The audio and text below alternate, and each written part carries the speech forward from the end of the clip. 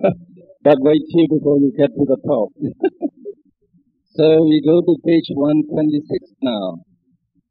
There are six types of Visaya Pavati. So Visaya Pavati means the presentation of sense objects at the sixth sense door. There are six types of Visaya Pavati, two at the five sense door and two at the mind door. Now the first one, we go Ati Mahanta Ramana. Now Ati means very, Mahanta means great. So five sense objects with very great intensity, causing a very long cognitive series of consciousness to arise. So when you go number two, Mahanta, you drop the Ati. So that means just fairly great. Ramana means sense object. So Mahanta Ramana means five sense objects with great intensity, that means fairly great intensity, causing a long cognitive series of consciousness to arise, but not as long as the first one. Number three is Parikta Ramana. Five sense objects with slight intensity. So Parikta means slight intensity, causing a short cognitive series of consciousness to arise. Number four, Atiparita. So that means very slight intensity. So this sense object will cause no cognitive series to arise. Now for the mind door, we have two types of presentation of sense objects. One, Ruputa Ramana, clear presentation of sense object. That means the sense object appears very clearly. And two, Vibhuta Ramana, obscure presentation of sense object. So the sense object is not clear, it is obscure. So we have six types of presentation. Now, Vichitika and Vimotika. So Vichitika means the chitta that participates in the Vichik. So Vimukha, you already see, Vimukhi means free. So Vimukhi means free consciousness. So if you go to the page 127 there, the 19 chitta, namely, we can read, the two Upekha Santivana chitta, 8 Mahavipaka chittas and 9 Mahakata Vipaka chitta, are not involved in the cognitive series while they are performing rebirth function, like continuum function, or jet function. So they are known as Vimukhi chitta. That is, the number of Vichik-free consciousness is 19. So now if we ask you, how many Vimukhi chittas are there? So you can say they are 19. What are they? So these 19 you have already seen in this Pakanaka section. Now these 19 chittas that perform the Patisanti, Goenka and Chuti function. So you get the names here. So these 19 chittas, why they perform these three functions? We say they are Dwara Vimukhi. Dwara Vimukhi. They don't arise in the Dwara, in the sense door. So if they don't arise in the sense door, they don't participate in cognition. So we say they are Vimukhi chitta.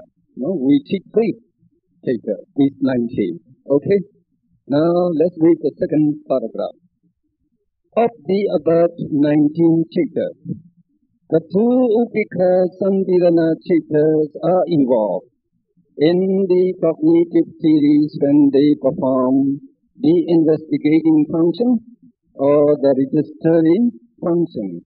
And the 8 Mahavipaka chittas take part in the cognitive series when they perform the registering function. So these 10 chittas must be included in counting Vichik chitta. since only the 9 Mahekata Vipaka Chitta are totally free from the cognitive series, the total number of Vichittas is 80. So, though we say the Vichit-free Chittas is 19, though you say that, you know this, the two Upekha Samdhirana, they can function, the investigating function and also the registering function. When they perform this function, they are involved in all the six senses. So they take part in the Vichit. The same thing with Mahavipaka. It also performs the registering function. So when you do the register function, it arises in all the six senses, participating in cognition. So this 10 chitta must be included among the Vichita. So, which chitta are always free from cognition process? So only this 9, the 9 Mahekata Vipaka that we say always free from the doors. So they also are free from cognitive process. So what is the number of Vichita?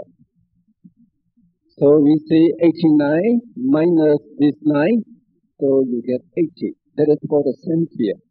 Now for the sense sphere, the number of Vichita is 80.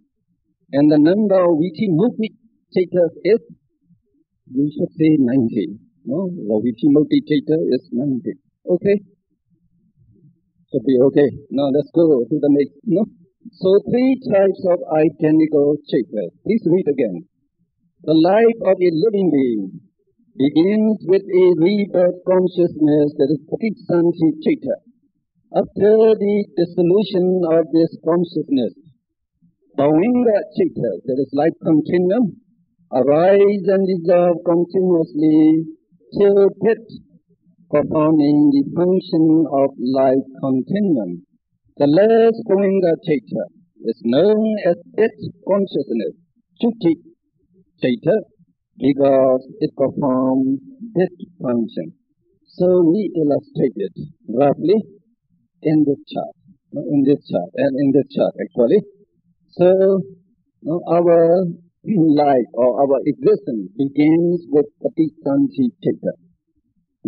And then Bhavinga Chitta will follow it till at the end you will get the Chuti Chitta. Remember, all these 3 types of chitta, they are the resultant of one karma. The one karma that conditions your new existence, your present existence, you see. So, if I told you the karma is correspond to the first Mahakusala chitta, then the resultant consciousness, then the resultant consciousness would be the first Mahavipaka Chitta. Okay? So, that karma will keep on producing this resultant consciousness throughout your lifespan. So, the first resultant Chitta, we say it performs Patisanti function. Patisanti rebirth function, so you call it Patisanti Chitta, or rebirth consciousness. And the next, that resultant consciousness, they perform the Bhavinga function, so you call them Bhavinga Chitta, that is life continuum. And the last one, so after that, the person dies, so we say it performs the death function, that is the Chuti, Kicha, so we call it death consciousness. So, the chitta will arise in this way in our existence. They will keep on arising. So when the chitta stream is cut off, you are finished. You are finished off, because your karma is exhausted.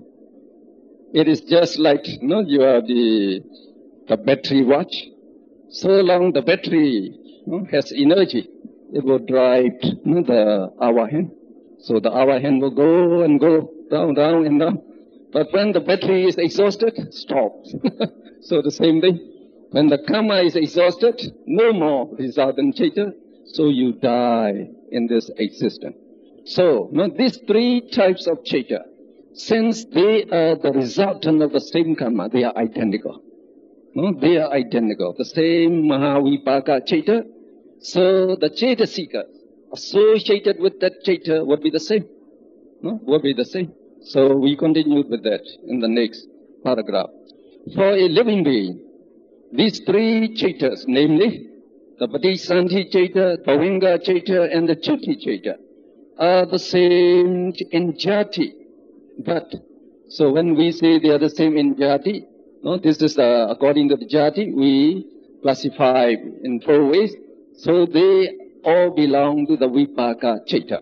That means they are the same in jati and the same in concomitance. So they will have the same associated chaita seekers. And in the sense objectivity, for normal human beings, one of the 8 Mahavipaka chaitas functions as Patisanti chaita, Bhavinga chaita, and Chuti chaita. These 3 chaitas are identical in a person because they are the resultants of the same karma associated with a Kusala chaita. If the Kusala chaita is Somanasa Sahakatam, Jnana Sambayutam, Asankharika Mahakusala chaita, then Somanasa Sahakatam, Jnana Sambayutam, Asankharika Mahavipaka chaita will function as Patisanti chaita, Bhavinga chaita, and Chuti chaita. So, let's say this chaita will do the work. Now, the sense object that these 3 types of chaitas take is the Marana Sanna Namitta, which appears just before death in the immediate past life. The Nimitta is the form of karma, sign of karma, or sign of destiny. These phenomena will be explained further below. So in the next topic, we explain that. So you get the topic there is Marana Sanna Nimitta. Well, if you're familiar with some Pali, you know Marana means death. Marana, Jara Marana, that should be familiar to you. Jara is aging, and Marana means death. So Marana is death. Asana means near. So near death, near death. Namitta means the sign, the near death sign. Now, in the present life, we are reading again, please read. In the present life, a person will be alive as long as the Kusala Karma, wholesome deed which has given him rebirth in this life. So long that karma keeps on supporting him. That is, keep on producing Bhavinga chaita life continuum as karma resultant. Just before the supporting karma fades out of the many Kusala karma and akusala karmas, which compete with one another to have the chance of bearing karma resultant. One karma will emerge as the winner. This successful karma may appear in the life continuum, that is the mind of the person, as karma object. When this happens, the person may recollect the good or bad action which he has performed in the past in connection with the successful karma. The moral or immoral consciousness experienced at that particular moment arises now as a fresh consciousness. In other words, it is a recurring of the consciousness which one has experienced in performing the action. Well, to make you understand, I will explain it. Now, how many karma are in our mental stream. So while we are studying the Dhamma, every moment, we are having billions of kusala karma. So these kusala karma are stored in our mental stream. I tell you, when one chitta dissolves, it transmits all these karmic properties to the next arising chitta. So when the next chitta dissolves again those karmic properties are transmitted to the next arising chitta. So though the chittas dissolve, arise and dissolve, arise and dissolve, these karmic properties remain in your mental stream. Even at death. So we say, at death, this is your last chitta, chuti chitta. Soon after this chuti chitta, the next existence, the rebirth consciousness of the next existence will arise there. No cut, no break off in the mental stream. So all the karma properties of this existence will pass over to the Patisanti chitta of the next existence. So we have arisen for many past existences. So in those past existences, we might have accumulated billions and billions of both wholesome karma and unwholesome karma. So all those karma, they also are in our mental stream. And the number of wholesome and unwholesome karma that you perform in this existence are also innumerable.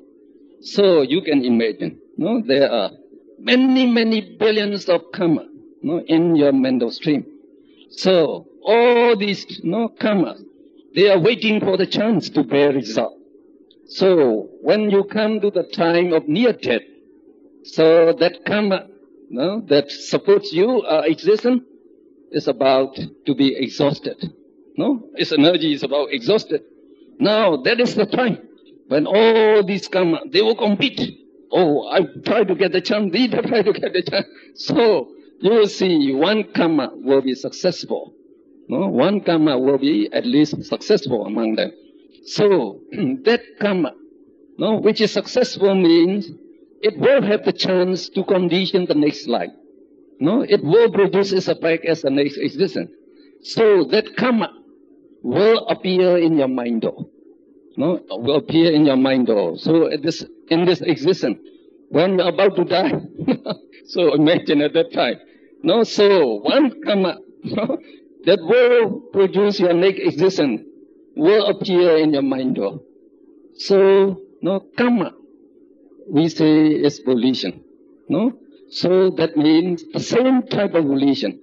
When you perform that karma, will now appears in your mind door, and because of that volition, activates you.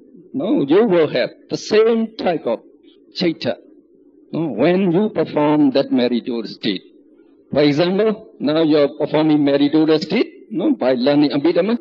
So if now you are getting so many billions of this karma, now when you are about to die, if this karma, one of this karma, is going to bear result, so it appears in your mind, and you remember, oh, I remember Dr. Mon's lecture in Supanjaya.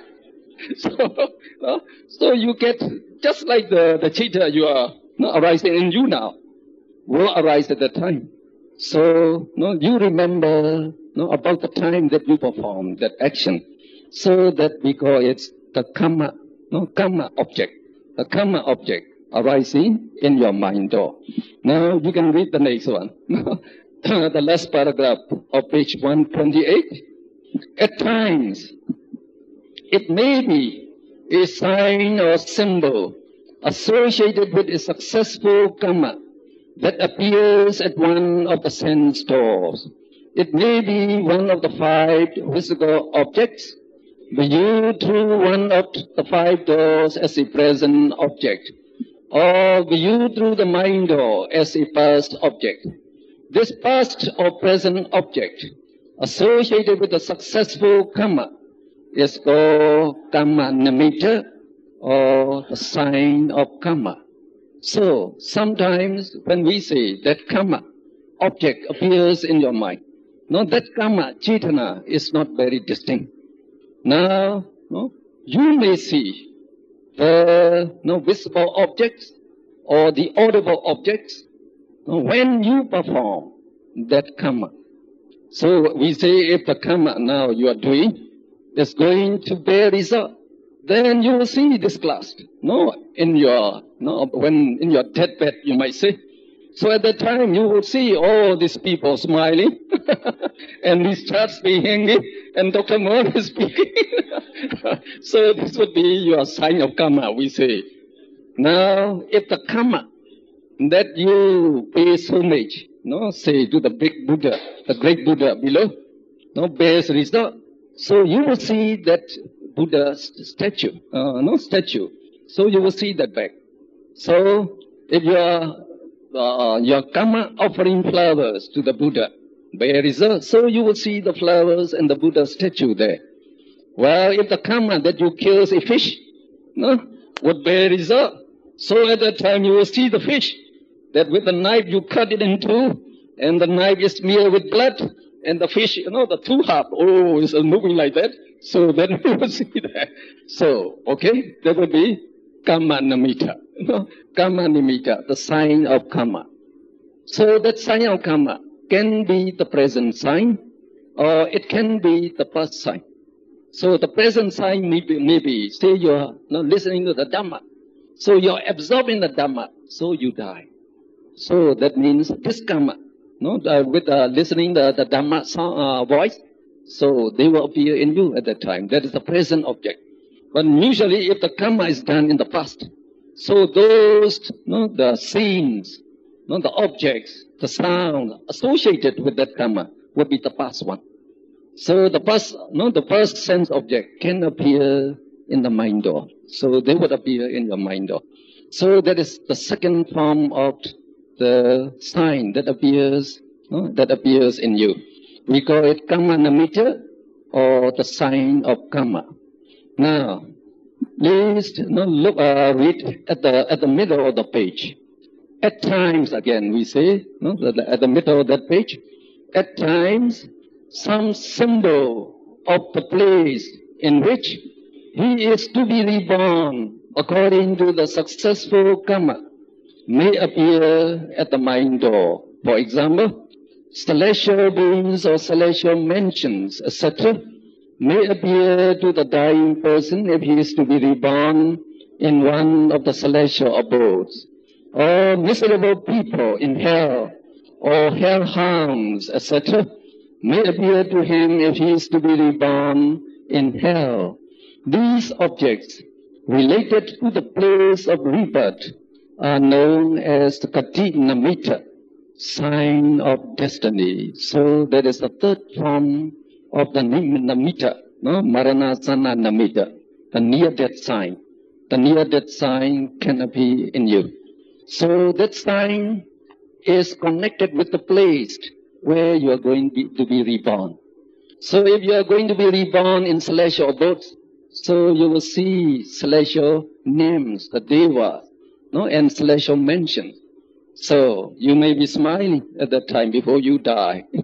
Now, if you are going to hell, so you will see, those hellhounds, those hell people, they're torturing the people there, and you will see like the molten iron pot or something like that. So when you saw that, you may be scared before you die. But anyway, that is your Kati Nimitta. We call it Kati Nimitta, or sign of destiny. So you may hear about cases of people who had gone to near death. So they say, they are roaming. Roaming about Kuala Lumpur, saying the rich quarters, poor quarters. So some say, he's roaming. Just like one of my friends. He was interested in hunting. So he went out with his friends, in hunting, and he said he had the two-barrel gun. They used the two-barrel gun for hunting. So he loaded it, he kept it loaded. And the jeep they are driving is going up the mountain. And at that time, it tumbled. So this car tumbled. So when the car smashed, he was holding it. So, actually he pulled the trigger incidentally. So all those, so the two-barrel. So many, the pedal, yes. So throughout his body. So that was happened about 200 miles from Yangon. So he was taken to the local hospital, but the doctors there say you better take to Yangon. So they took him to the general hospital in Yangon. So he was unconscious for 3 days, unconscious because almost dead. So he said during that time, while he was unconscious, he said, so the ghost, the painters, so they are shouting with one another. They said, oh, we are going to kill, and this man, we will eat them. So they come, they say. So terrible at that time. So he said, he was scared at that time. But he remembered the Parita, the Parita, the Buddha's Parita. So, in his unconsciousness, he said he recited that. So they were driven away. So, and then they were march again, he said. Then he kept on reciting that, so they were away. So he had to fight with them all the time he was, during the 3 days. And also he said, he imagined he was roaming Yangon. So to some very, beautiful houses there, so also, so he would like to get into the house. But he kept on, going in some poor quarters. So if you enter the rich man's house, you may be, reborn there. But if you go to the poor people's house, you'll be reborn there. But finally, he didn't enter to anyone, and finally he gained his consciousness. So such thing can happen. So you can see that would be the sign of karma, the sign of destiny. Seeing many things and you come back. You come back. Okay. So soon after the appearance of one of the sign, so this sign will always appear according to Abhidhamma. You might say, now what happens to a man who was shot dead instantly? Would there be no chance for this namitta to appear? Yes, it has the chance to appear because the chitta is very fast. The chitta is very fast. So it always has time to appear. So normally, soon after the appearance of this near-death sign, the person died. So the person died. So you are reborn in a new existence. So if you are reborn in celestial books, you'll be reborn as a four, grown-up deva, grown-up deva. We call Opapatika, the rebirth. Or if you are again conceived as a human being, so you will be conceived in the mother's womb with this chitta, the new existence. You have to begin with Patisanti chitta. So according to the Abhidhamma, it's just for your general interest, I think. You will be interested how we take the new existence according to this karma theory. Now you know, at the time of near death, of the many karmas, they will compete with one another, and the one usually which you perform near death, because of its proximity, it may have the chance. Or there may be some karma that is very weighty, we say, just like the jhana. Now, if you have the jhana, they will have the variety to bear result. So anyone, so if you don't have any of karma can have the chance, can have the chance. So when that karma, have the chance, then you die from this existence. So when you die from this existence, instantly, according to the Abhidhamma, there is no interim existence.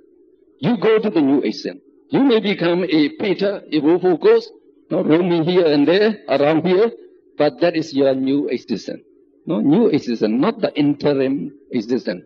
No, not like the idea, like the Hindus, you see, they have the soul. So when this body died, the soul came out from the body, so it roamed about for 7 days. Only then it would go. No, it's not that one. No, it's not that one. So the next, no? So when you are conceived in your mother's womb, no, we say the ovum of the mother, and that is sterilized by the sperm of the father. So we call it the zygote, no, the zygote, the fertilized ovum. No, that serves as the base. No, this serves as the base. No, so this person will be, no, conceived here, but he conceived with Patisanti Chaita. So, no, those are just material base. No Chaita in that material base, in this fertilized ovum, no Chaita Siddhasika. Just not the support, we say, material support it gives you. So the person is conceived here. So when he is conceived, the Patisanti Chaita will arise here, accompanied by the concomitants, that is Chitta and Chittasika, and also Kamaja Rupa. No, Kamaja Rupa. Now, as soon as the Patisanti Chitta arises, Kamaja Rupa also arises. Now, that Kamaja Rupa, no, supplies the Hadyavatu.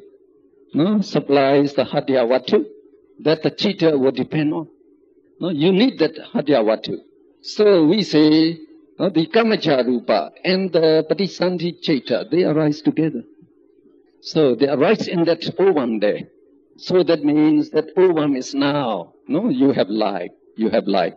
So when you have Patisanti Chaita and Chaitasika, and together with the Kamaja Rupa, you have 5 khandas. No? You have already known that, you have the 5 khandas. So that's the beginning of, no, the new existence. So you may start like the medical people say, with 1 cell. So that cell divides into 2. 2 becomes 4. 4 becomes 8. So no, this is the material part. And we also have in Abhidhamma. No, you have multiplication of cell. 2, 4, 8. No, you go there. But you need the Chaita and Chaitasika. And all the karmic properties. So to be you, no, who is distinct from all other people. No, you are different from all other people because your karma and all the other qualities that associate with your karma is different from all other people. So if we are created by the same creator, we should all look the same. No, we should all look the same. No? So there should not be anyone who is, they are invalid for the whole life. No, they are very poor without anything to eat. And they are deformed. So they should not be. No, otherwise it would be very, unjustified. No, so you might say. So the karma, conditions every one of us. So since we have different karmas, we look different, and we have different attitude. Our ability are different. Our interests would be different. So you know now. Okay, we better go with the with the wiki now. So we go to page 130 now. There we described 3 types of Bhavinga Chaitas. Now, you know the Bhavinga Chaitas now, no? So, when you are born, after you are born, so this Bhavinga Chaita will keep arising in you to keep you alive, to keep you alive for this whole existence. Now, what is the sense object taken by Patisanti Chaita, Bhavinga Chaita, and Chuti Chaita? So, what would be the sense object? That your rebirth consciousness will take when you are conceived in your mother's womb. See, at that time, no eye, no ear, no organs yet. No? So, you have only the Chaita and the Siddhas and the Kamaja Rupa there. No? So, what would be the sense object? Now, the Chaita cannot arise without the sense object. I also explained to you. So, they take that near-death sign. No? So, the near-death sign would be the object taken by Patisanti Chaita. Now, when Patisanti Chaita dissolves, Bhavinga Chaita arises, it retakes that sign again. So when this Bhavanga Chaita dissolves and the next one arises, it takes that, the previous sign again. Because Bhavanga Chaita is the mind door. They can take the past sign. Though your near-death sign appears and dissolves, but it can retake that. It can retake that, the mind door. So all these Chaita, including the Chuti Chaita, they take the same sign, the near-death sign. Okay? So your Bhavanga Chaita will be taking the near-death sign. So that is the past sign that belongs to the past existence. So you are not aware of it.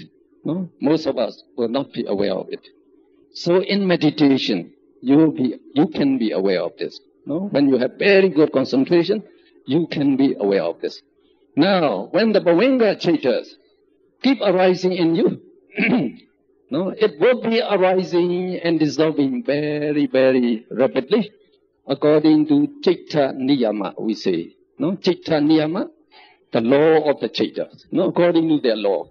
So, in one snap of the hand, there will be 1,000 billion Chaitas arise and dissolve. This Bhavanga Chaita, right? So, you can imagine, they are arising and dissolving very fast. It's going like that. Now, when that Bhavanga Chaita arising in you, like when you are asleep or when you are not aware of anything, so actually you are not aware of anything. When Bhavanga Chaitas arising in you, you are not aware because you do not know the sense object taken by the Chaita. You are not aware of anything. Now, a sense object appears in the eye door now. So you should be aware of this present object. You should be aware of the present objects so that we can communicate, as the need may be. So if there's a tiger there, you have to run. So if there's a go upward, you have to grab for it. So you have to know the present sense object. Now imagine, the visible object appears in the eye. Now it appears in the eye. You have to know this. But how can you know it? Now, so the question is, remember, only one Chaita can arise at a time. So long this Bhavanga Chaita keep arising, you cannot know, this sense object. You cannot know it. So what would you have to do? You have to cut off the Bhavanga stream, the stream of Bhavanga. So it is arising very rapidly. It's going like that. I want to know this object. Now this Bhavanga stream, you please cut off. So, it must be cut off. But when a man is running very fast, now he comes in front of you, you tell him, okay, stop. Can he stop immediately? Well, he cannot stop because he's running so fast, the marathon runner. So at least it would take about 20 steps before he could stop. So the same thing with the Bhavanga stream. It is arising very rapidly. So when the sense object arises, that is a signal for it. Now you better stop. You better cut off. So though the signal comes to ask him to stop, the Bhavanga stream cannot cut off just like that. You cannot do that. So you need at least 2 more Bhavanga Chaita must arise before you can cut off the Bhavanga stream. So that means they have a very good break. So in just 2 Chaita, stop. So these 2 Chaitas are not normal compared to the stream of Bhavanga Chaita. So these Bhavanga Chaitas, they can arise very leisurely, because the karma is making them to arise. They don't have to exert any effort for their arising. They are resultant Chaita. They arise just by the property of the karma. So that means they can arise without any effort, very leisurely, very leisurely. So this Bhavanga stream, they are arising very peacefully. You can imagine like that. Now, when you say, oh, you cut off, you cut off. So you have two more, we say. So that two more Bhavanga has some body now. No, it has some job to do now. Now we have to cut off the Bhavanga stream. No, and we have to take the new sense object. So it must not let off the old object, that is the that sign that is taking. It has to let it go, and it has to take the new sense object. So there's some some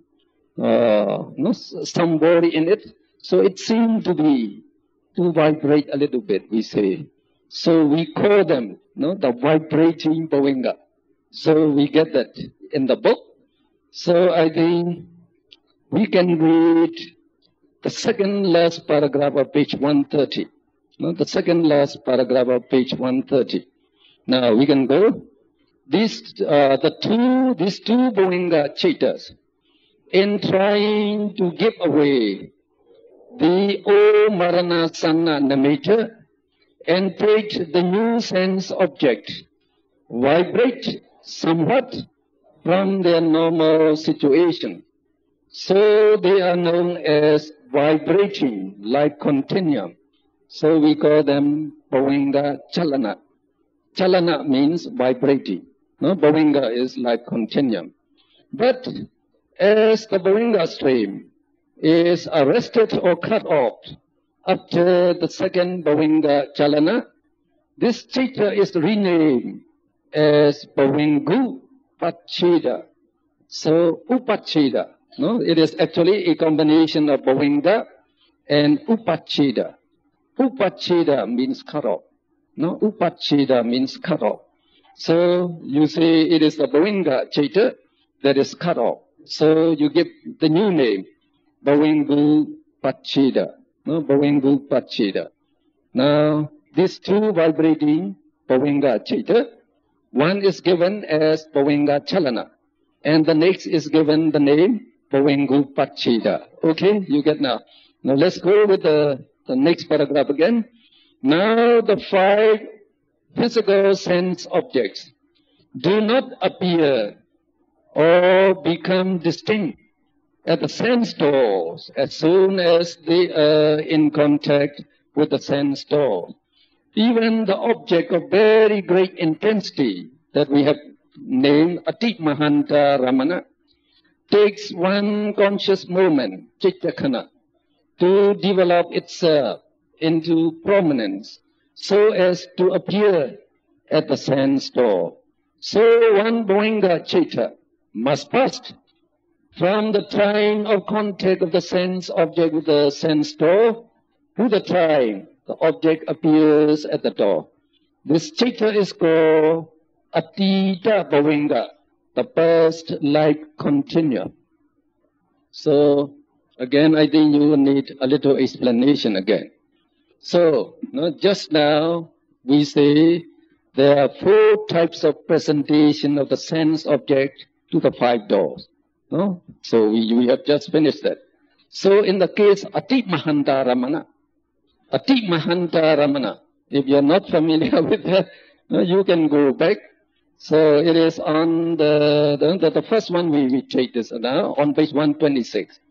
On page 126, that number one there. We say Ati Mahanta Ramana. You see that? That is, Ati Mahanta Ramana means the sense object with very great intensity. Very great intensity. Now, even such sense object with very great intensity strikes your eye. So when it comes and strikes your eye, we say it arises in the eye door. The sense object arises in the eye door. So it comes in contact with the eye. So as soon as that sense object comes in contact with the eye door, it is not distinct yet. So it does not appear as a full sense object yet. So you have to wait at least for one Chittakhana. One Chittakhana? What is one Chittakhana? One consciousness movement. That is the lifespan of one Chitta. At least you have to wait for one Chittakhana for this sense object to develop, to be distinct. So we understand in chemistry. Okay. So the same thing we say here, the Buddha said, when the sense object very great intensity, even it strikes the eye, it will not be visible or distinct immediately. So you have to wait, at least one consciousness moment, he said, for this sense object to develop itself, to become distinct. Okay, you understand that now. So remember, there's one Chaitanya. For the time the sense object strikes the eye till the sense object becomes distinct. So, you have one Chaitanya pass by. The time one Chaitanya pass by. From the time the sense object strikes the eye to the time it becomes distinct. Distinct in the eye. So during that one Chaitanya, one Bhavinga Chaita will arise and dissolve. So we call that Bhavinga Chaita as Atita Bhavinga, the past Bhavinga. So there are three types of Bhavinga Chaita. So we can go to the paragraph in the middle of page 131. In the middle paragraph there. Thus we have three kinds of Bhavinga Chaitas. One, Atita Bhavinga. Those Bhavinga Chaitas which pass by from the time the sense object strikes the sense door to the time the object appears at the door. Two, Bhavinga Chalana, vibrating Bhavinga, which arises when the sense object appears at the door. Three, Bhavingu Pacheda, a resting Bhavinga that follows Bhavinga Chalana. After this, the Bhavinga stream is cut off and Vichichaita starts arising. So, again we illustrate this in this chart. So, this chart is called Chakku Dwara Ati Mahanta Ramana Vithi. Vithi is the cognitive series. Cognitive series that arises in the eye door. When Ati Mahanta Ramana, when the sense object of great intensity strikes the eye door. So before the coming of the sense object, you'll be having only Bhavinga Chaitas, right? When you are not aware of any sense object, you will be having only the Bhavinga stream all the time. You have so this represents the Bhavinga stream there. Now, at this Chaita, this is also Bhavinga Chaita. The Bhavinga Chaita, which we shall name him the Atita Bhavinga. So it is also Bhavinga Chaita. So the lifespan of this Chaita lasts for 3 khana, we say, 3 short instants. So these 3 circles, they represent the 3 short instants of a Chaita. So don't forget what we say in the morning. The lifespan of a Chaita is equal to 3 small instants, we call khana. Or this 3 small instant is equal to 1 Chaita khana, 1 consciousness moment. So this represents the 3 short instant. So the first one would be the genetic instant. We call it Upada. And the next one would be the existing instant. That is Titi, we call it. And the last one would be the dissolving instant. So we call it Bhavinga. Upada, Titi, Bhavinga. So when this Chaita arises, that means at Upada means why it arises. The sense object of very great intensity strikes the eye. The sense object of very great intensity strikes the eye.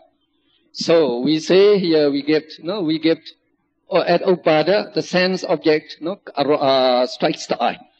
So this sense object will become distinct only after 1 Chaita khana.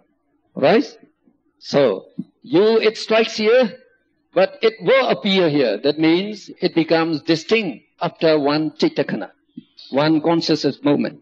So, no? You get that now? So, you call this Bhavinga Chaita, Atita Bhavinga, because it is the one, no, that passed by during the time. No, the sense object strikes here, and before, no, it becomes apparent or distinct in the mind door. So it strikes here and it becomes distinct here. So one Bhavinga Chaita passed by during that time. That Bhavinga Chaita, you call it Atita Bhavinga. Atita means past. No, the past Bhavinga. That's all. The past Bhavinga. Now, the sense becomes distinct at this point. So as soon as the sense object becomes distinct, so you have to be aware of this. To be aware of this, you must cut the Bhavinga stream. It cannot be cut off immediately. You must allow for 2 conscious moments. So during the 2 conscious moments, 2 Bhavinga Chaita, no, these are also Bhavinga Chaita, will arise and dissolve. So we say they vibrate, no, from their normal situation. So we call them vibrating, no, vibrating like continuum. In Pali we call Bhavinga Chalana. Chalana means vibrating, no, vibrating Bhavinga. And the second one, because the Bhavinga stream will be cut off, no, at this point. So we call it Bhavingu. So it should be you here, no, Bhavingu Pachita. So you have already seen the 3 Bhavinga. So you can see the 3 types of Bhavingas, no, with respect to the arising and of the sense object in the eye door. Okay, so far. Is that okay? Yes. Then remember, no, these are all Bhavinga Chaita. So Atita Bhavinga, Bhavinga Chalana, Bhavingu Pachita. They are all Bhavinga Chaita. So as Bhavinga Chaita, they will take the first, no, the first object. That is the near-death object. They all take the same near-death object. So you do not know anything during that time. Now, the cognitive process will begin from this point. Because the Bhavinga stream is cut off now, you can begin the cognitive process. So when you begin, you do the same process. The same process. So what would you get? No, you will get Pancha Dwara Vachana, Chakku Vinyana, Sampatechana, Sandirana, Uttapana, Javana, and the Dhalamana. The same thing. No, you do the same thing. So Pancha Dwara Vachana, no, will advert the mental stream towards the sense object. And Chakku Vinyana will observe, no, the sense object. And after it observes, it dissolves. So it passed, no, the sense object to the next. We call it Sampatechana, receiving consciousness.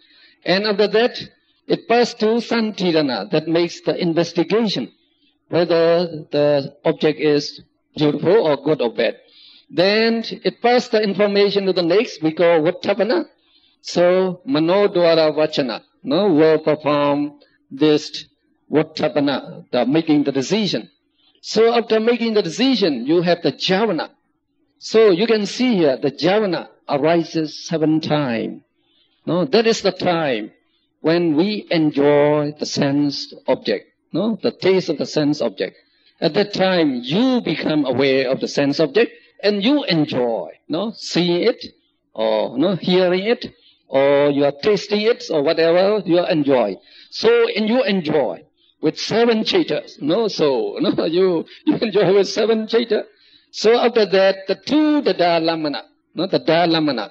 So 2 the Dhalamana chaita, 7 chaita.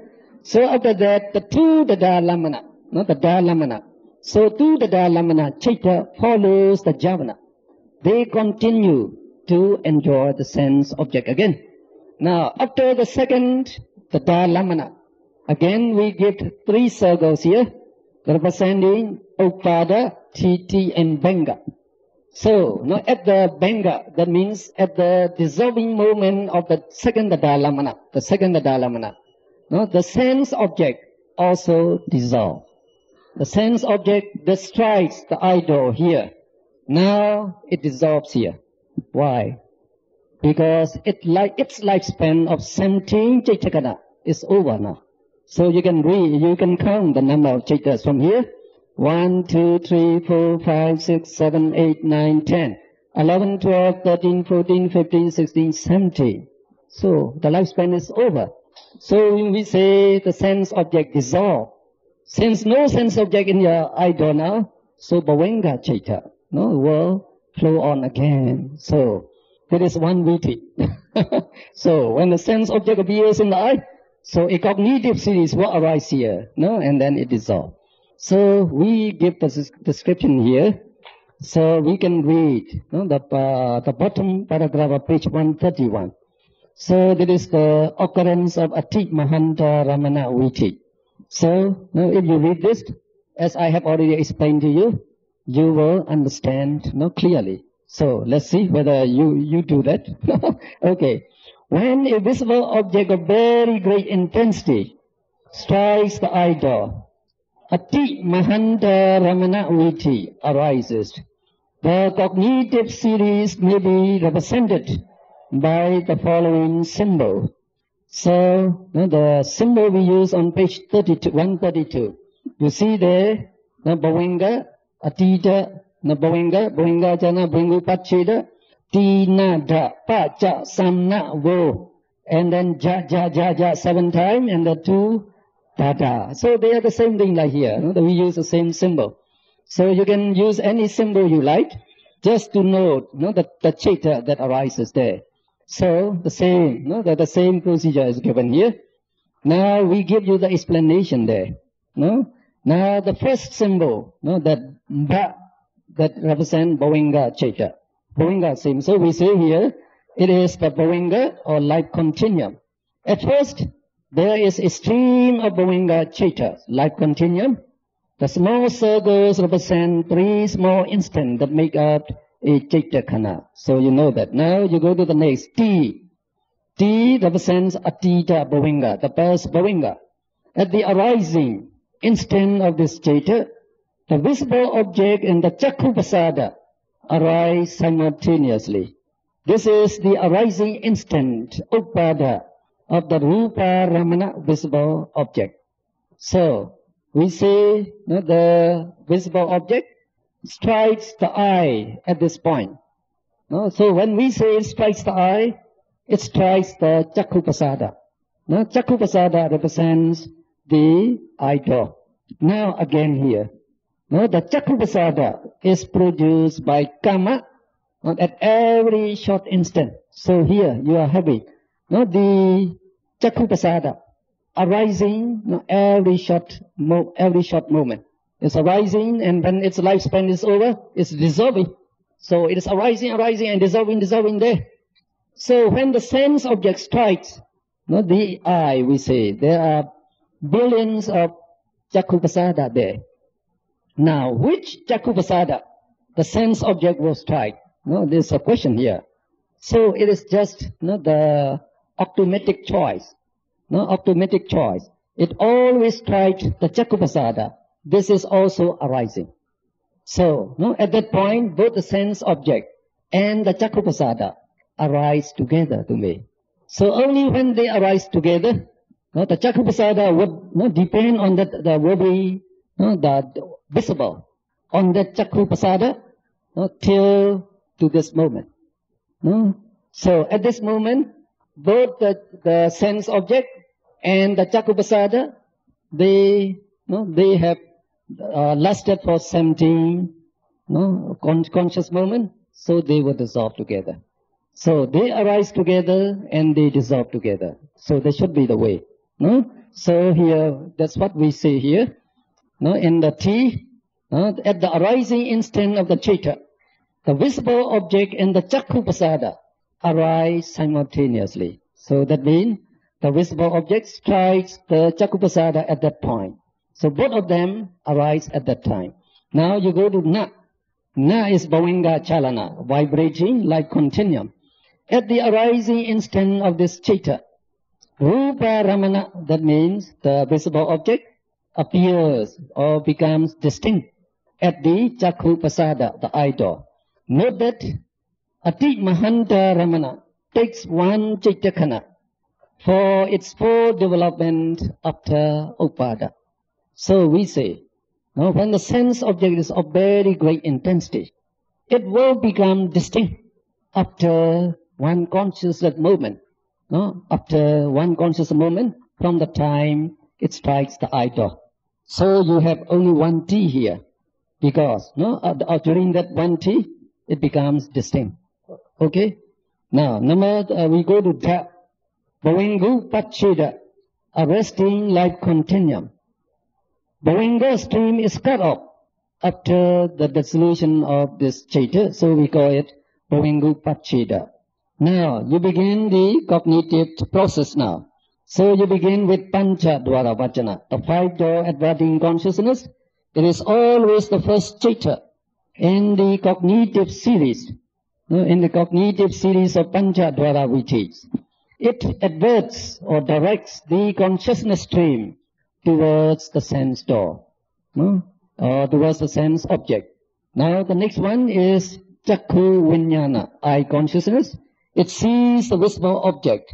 It makes the sense impression and transmits the impression to the next consciousness before it dissolves. So the next one is Sampadechana, receiving consciousness.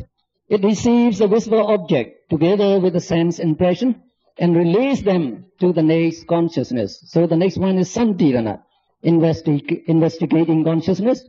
It investigates the object and the impression. Vattapana, Manodwara Vachana will do the function. So it is the next one is Santirana, investigating consciousness. It investigates the object and the impression. Vattapana, Manodwara Vachana will do the function.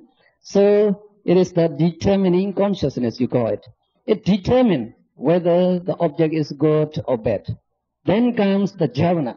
You call it impulsive consciousness, enjoying the taste of the sense object. We call them impulsive consciousness because they seem to arise with great force, to enjoy the sense object. So, they arise with great impulse. So you call them the impulsive, the consciousness.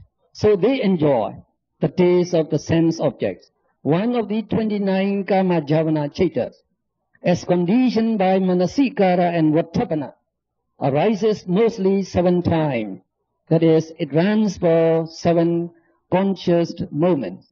So when this, the Vattapana makes the decision, so actually Manasikara, that is present in this Vattapana, makes the reflection and the decision.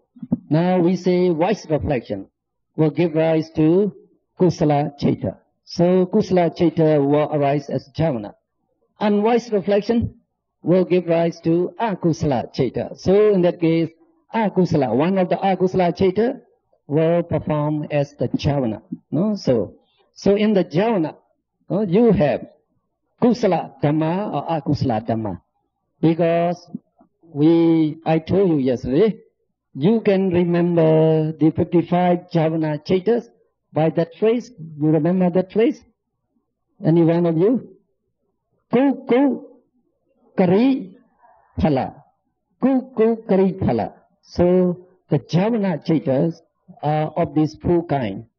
And Kriya Chaita arise only in Arahats. Kriya Chaita will arise only in Arahat, not in us. And Phala will arise only in noble person. So Kari Phala will not arise in you and me. So only Kuku, either Kusala or Akusala, so will arise. So the Kusala or Akusala Chaita arise at the Javana. That's at the time we are having the Kusala Kama and Akusala Kama at the time. Okay. So the next one is Da. Da is the Da Lambana, the registering consciousness. It immediately follows Javana and runs for 2 conscious moments, enjoying the taste of the sense object also. Now at the dissolving instant of the second Da Lambana Chaita, the visible object and the Chakku Pasada dissolve together because their lifespan of sentient conscious moment is now complete. Then you go to the Bhavanga life continuum. Since the visible object no longer exists, the cognitive series ends and the consciousness stream sinks into life continuum, that is subconsciousness. So when the Bhavanga Chitta should be flowing very peacefully, we say. It seems their intensity is low. Now when you come to Atita Bhavanga, Bhavangu Pachida, and Bhavanga Chalana, and Bhavangu Pachida. So you have a little motive there. So it vibrates and it has to cut off. So we say it becomes a little active, a little higher. Now the Viti Chaitas will go there, so the momentum is going up, the intensity is going up. Actually, the 7 jhana, the intensity should be going up like this. It should go up to here. So the 7 jhana should be the tallest. It should be like that. Then, after that, you have 2 Dadalamana, and then you get Bhavanga. So when you come to Bhavanga, the intensity becomes low again.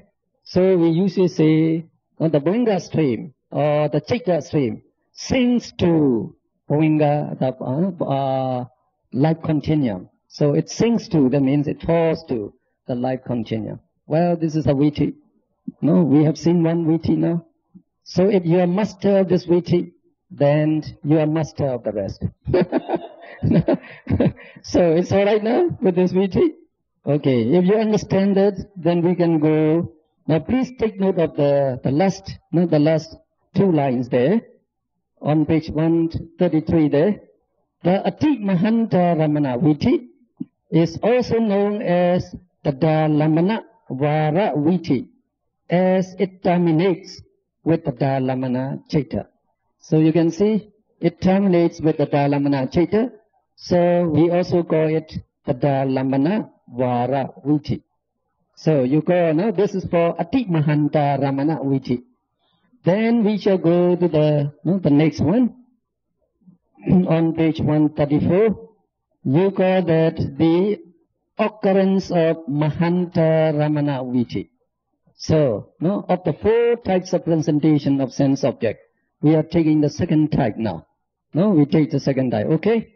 Now, when a visible object of fairly great intensity, so this time the intensity is not as great as Ati Mahanta. It is fairly great, we say. Now, fairly great intensity strikes the idol. 2 Mahanta Ramana Vitis may arise. The cognitive series may be represented as follows. So, this Viti is the same as here. But there's one difference now. We say here in the Ati Mahanta, when the sense object of great intensity strikes the idol, the Chakruprasada, it becomes distinct after one Chittakhana, after one conscious moment. Now, in this case, the sense object is of fairly great intensity. That means it is not as intense as Ati Mahanta. So since this is a little weaker, it takes a little longer time to develop to distinction. So it will take, instead of 1, 2 Chittakhana, 2 developed itself to become distinct. So, 1, 2 Atita Bhavanga Chitta must pass by before it becomes distinct. Okay? So that is the difference now. So instead of 1 T, you get 2 T's now. Because it is weaker, and you have to develop for 2 conscious moments to become distinct. So as soon as, from the time it becomes distinct, the same Chitta will go on. The same process will go on. So, after 2T, you get Nada, Pacha, Samna, Bo, 7 jhana, the same thing. But the trouble now is, you cannot have 2 Dadalamana anymore. Because there you have 2T here. There you have 2T. So now you have only 1 Chittakhana remains. Before that sense object dissolves. So you cannot have the 2 Dadalamana. So there's only 1 consciousness moment is now left.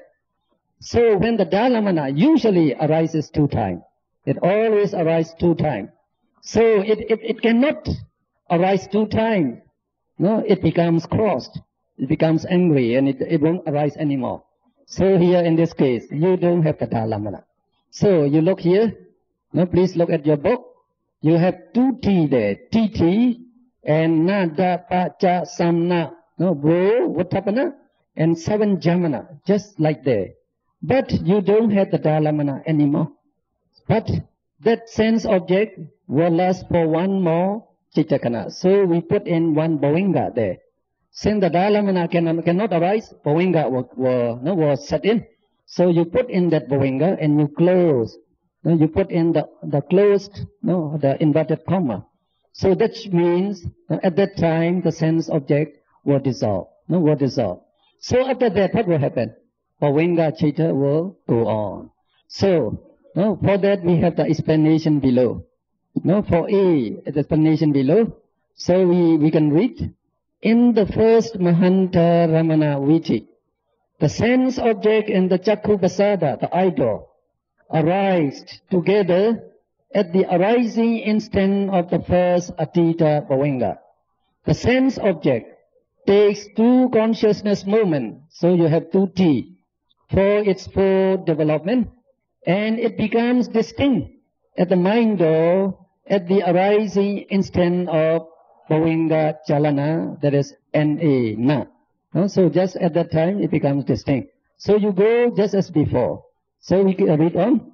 Then the life continuum Bhavinga vibrates for 2 conscious moments, so you get Nada, and become arrested or cut off at the dissolving instant of Bhavingu Pacheda. Then the cognitive series proceeds as follows. So the same thing, Panchadora Vachana will do the advati, and then Chakuviyana, no, the eye consciousness will see the sense object. Then you go to the Sampatichana, the receiving consciousness, and then Santirana, investigating the sense object. Then Vattavana determines the sense object, whether good or bad. Then Javana, no, the impulsive consciousness, one of 29 Kama Javana Chaita, no, will arise to enjoy the taste of the sense object. So, no, so far at that point, 16 conscious moments have elapsed since the genesis of the sense object at the eye door, and only 1 conscious moment is left before the object dissolves. So, to the Dhalamana Chitta, no, the registering consciousness can no longer arise. The Dhalamana arises only in Atit Mahanta Ramana. So you can also make it as a rule. Now the Dhalamana arises only in Atit Mahanta Ramana. That is, when the sense object is only very great, you will get the Dhalamana. Now, 1 Bhavinga Chitta arises instead. No, arises instead, and the sense object and the Chakupasada, which have arisen together, dissolve together at the dissolving instant of that Bhavinga Chitta. After that, life continuum flows on as usual. So, you get, and you understand, I hope? No? Any difficulty? So, now there can be another case, they say. Now, if the visible object, no, we say fairly great intensity, if it's still weaker than, no, this first one, then you would need more time for its development. So in this case, 3 Atita Bhavinga will pass by before it becomes distinct. So for that we get the second Mahanta Ramana Viti. So in the second Viti you can see there are 3 T. No, 3 T, and then Nada Paja Samna Vo 7 Jamana arises just as above. The same thing. So at this time, no, the visible object will dissolve at what moment? At what place the visible object will dissolve? Yes, the last ja, not at the 7th Javana. So at that time, 17 moments, no, has elapsed by. So the visible object will dissolve at that point. So these two, no, the cognitive series, they end with Javana Chitta. No, they terminate with Javana Chitta. So we shall call them Javana Vara Viti. Javana Vara Viti. So I get that on page 136. No, we get that on page 136. There are two Mahanta Ramana Vitis which end or terminate with Javana Chitta. So they are known as Javana Vara Vitis. Okay? Now, let's go to the number 3. The occurrence of Parita Ramana Viti. So, Parita means slight, no, of slight intensity. When a visible object of slight intensity strikes the idol, no, Parita Ramana Viti arises. The cognitive series may be represented as follows. So, no, you always begin with the T, because no, at that arising moment of the first Atita Bhavanga, no, the sense object will strike the idol. So always that you start it as a T. Now, since this object is of slight intensity, no, it becomes distinct only after 4 consciousness moments. So you have 40. So before, no, you in the Mahanta, you get 2T and 3T. Now we begin to 40. So you have 4 Atita Bhavanga. So after the 4 Atita Bhavanga pass by, the visible object becomes distinct. So when it becomes distinct, we say the Bhavanga Chitta will vibrate twice and become arrested or cut off. So that is Nada. No, Nada. Bhavanga Chalana, Bhavangu Pachita. The same as before. Then, no, when the Bhavanga stream is cut off, the Viti process will begin. So you begin with Pancha Dwara Vachana again. No, Pa represent the Pancha Dwara Vachana, and then Chakku Vinyana, and Sambhadechana, Santirana. So the same process, no, up to Santirana and Vattapana. So up to the first Vattapana, no, you have the same process there. Now, no, what you have to consider is, up to that first Vattapana, how many moments have passed by now? So you can count the number of Chitta there. 40, and then Nada, Pacha, Samna, Vo. How many you got? 11. So, no, if 11 moments have passed by, how many conscious moments is now left, no, for the visible object? So 17 minus 11, you get 6 conscious moments.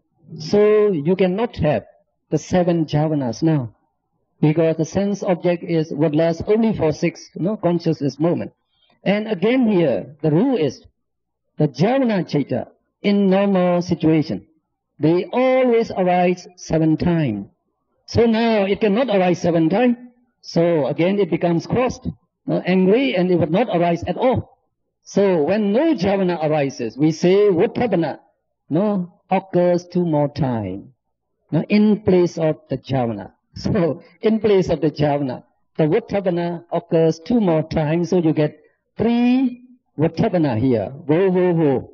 No, vo, vo, vo means 3 Vattapana. So, no, you can reason like this. Now, this sense object is of very slight intensity. So, when it appears in the eye, it is not distinct. No, it is not very clearly distinct. No, since the object is of very slight intensity. Maybe the object, a person far away, you are trying to see him among the crowd. Oh, that might be my friend. Oh, my friend. Oh, is he not? So you are not very sure whether that person is your friend or not. So it is like that, like that in this case. So you do not know the sense object clearly. So if you do not know the sense object clearly, you cannot enjoy the taste of the sense object. You cannot enjoy the sense object. So jhavana will not arise. No, jhavana is the one that enjoys the sense object. So here, since the sense object is not clear, no jhavana, no enjoyment of the sense object. Now, since it's not clear, you need 2 more Vattapana, we say, because Vattapana can do 2 functions. It can do 2 functions. That means avachana means again retaking, confronting the sense object. So it retakes the sense object, and Vattapana No, it tries to determine whether it's good or bad. So you try to determine the first time. You cannot decide because the subject is not distinct. So you take another time. No, retake the sense object and no, you examine it, try to decide it. Again, you don't know clearly, so you cannot decide again. So another time. So you get bo, 3 times. So after 3 times, it should be enough. So no more, no more. So Boinga Chitta follow. So finish.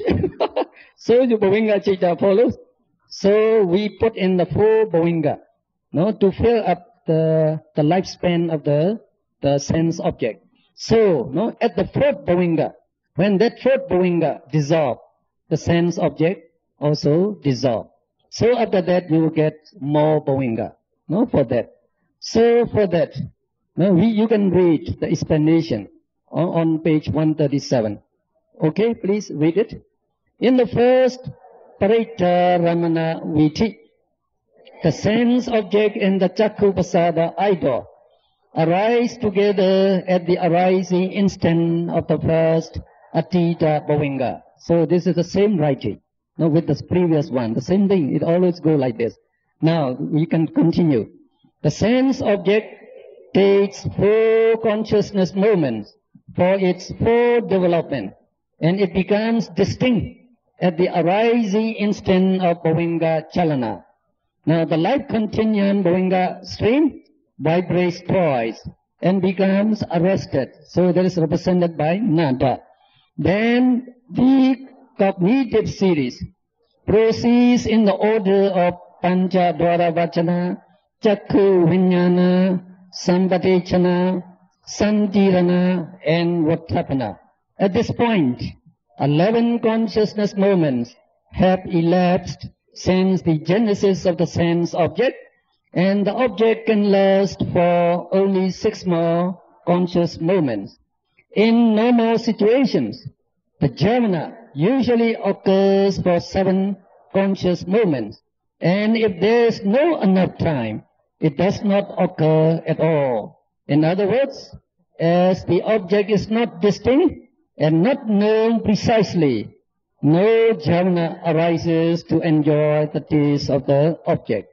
So 2 more Vattapana Chaitas arise in place of jhana to determine 2 more times whether the object is good or bad. After that, the conscious stream sinks into life continuum.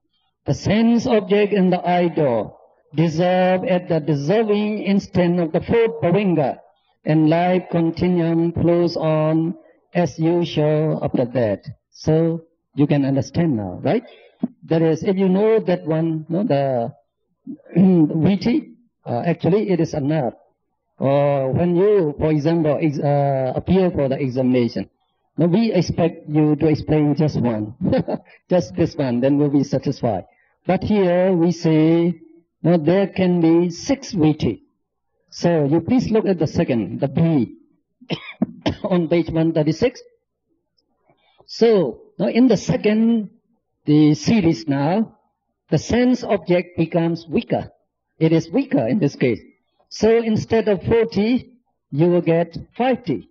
No, it becomes distinct only after 5 Atita Boinga pass by. So after that, you get the same process, Nada, Pacha, Samna, 3 Vattapana, the same thing. So after 3 Vattapana, you need to put only 3 Boinga. So now at the end of the 3 Boinga, the sense object will dissolve. Now when you go down to the 3rd Viti, the sense object becomes weaker again. So you have, no, how many T now? 6 T now. So if you have 1 more T in front, you have to cut off 1 Boinga at the rear. So after Vattapana, you have only 2 more Boinga now. So you go down. So now when you come to the E at the bottom one, you get how many T there? 8 T. And you have 3 Vattapana. So it terminates with the 3rd Vattapana. Now you go to the next, to the F. So here you get 9 T. And you have to, no, to stop with the 2 Vattapana. Only 2 Vattapana can arise here. Is that so? Because after the second Vatthapana, the sense object will dissolve. No, the sense object will dissolve. So after the sense object dissolve, you have only Bhavanga Citta, Bhavanga stream. So you cannot go further, because there must be at least two Vatthapana, to take the place of Jhana, we say. So you cannot go further. So these 6 viti belong to Parita Ramana viti. They all belong to the Parita Ramana viti. So since the sense object can be of various intensity, so we say whatever the intensity. If they fall into this category, we call them Parita Ramana viti. Okay, now. So in this viti, you actually do not know the sense object precisely. You don't know the sense object precisely. So we give you the second paragraph of page 138. Maybe we have that word here. The number of Vatthapana Citta cannot be reduced further, as there must be at least 2 Vatthapana Cittas in functioning the place of Jhana. I'm reading the second paragraph of page 138. So there are 6 Parita Ramana vitis, which all end with Vatthapana. They are known as Vatthapana Vara viti, because they terminate with Vatthapana. So here, though some of them terminates with Bhavanga Citta, we don't count the Bhavanga Citta, or we don't regard Bhavanga Citta as belonging to the cognitive series. So Bhavanga Citta is not counted. So we say all these 6 viti, they terminate with Vatthapana. Since they terminate with Vatthapana, we call them Vatthapana Vara vitis. These 6 viti are known as Vatthapana Vara vitis. Now we can go on reading. As there are no jhana in these vitis, there is no enjoyment of the states of the sense object. The object is not known precisely. It seems to be known very roughly. These vitis occur in babies whose Chakkhupasada is weak.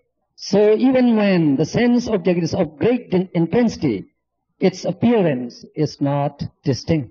So young babies, they do not recognize their father, their mother, because they don't see clearly. They don't see precisely. So we say even the sense object are very distinct and of great intensity, but their Chakkhupasada is weak, so the appearance is not distinct. So they cannot see, so they have only this type of viti in them. So we go to number 4, the occurrence of Ati Parita Ramana viti. Now Ati Parita means very, very slight intensity. So in this case, you just look at the viti, at the bottom of page 138. So you have here 10 T's. You have 10 T. So in the Parita Ramana, we stop with the 90, right? So that means this sense object must be weaker than Parita Ramana. So you have to wait at least for the 10 T to pass by before the object becomes distinct. Now, after the 10 T, you have only Nana. Now, Nana means Bhavanga Chalana, Bhavanga Chalana. You have only vibrating Bhavanga. Now, and that Bhavanga stream is not cut off. So you don't get Nada. It is just Nana, just vibrating. No cut off. And since the Bhavanga stream does not cut off, no viti citta arises. So only Bhavanga citta arises of that. 2 vibrating Bhavanga. So you don't know at all. So just to fill in the procedure, we write up to 6 vitis here. So in the next in the first viti, after the 2 Bhavanga Chalana, you have to add the 5 Bhavangas. Because at the 5th Bhavanga, the sense object will dissolve at that point. Now when you go to the next viti, you increase the number of T in front 1 by 1. And you cut off Bhavanga at the way 1 by 1. So at the 6th, you have only 2 Nana. Only two Bhavanga Chalana. So you should not cut further. Sure, you should leave the two nana. So also we have these 6 VTs here. So these 6 VTs, no, they don't have any cognitive status here. No, so we call them on page 140. No, the next paragraph on page 140, the second paragraph. The object is not known at all as no VT status arise, because these VTs are deprived of VT status. No, they are devoid of VT status. They are known as Mogavara VTs, meaning futile cognitive series. So we finish with the idol now. So the sense presentation would be of 4 types in the idol. So for the 4 types now, you have those VTs now. How many VTs we have seen now? So you look at the next topic, 75 Panchadwara VT. Now in the process of cognition at the idol that we have already discussed, there are one Dadalamana Vara VT for Atit Mahanta Ramana, this one. Now for Atit Mahanta Ramana, you have only one VT which terminates with Dadalamana, so we call it one Dadalamana Vara VT.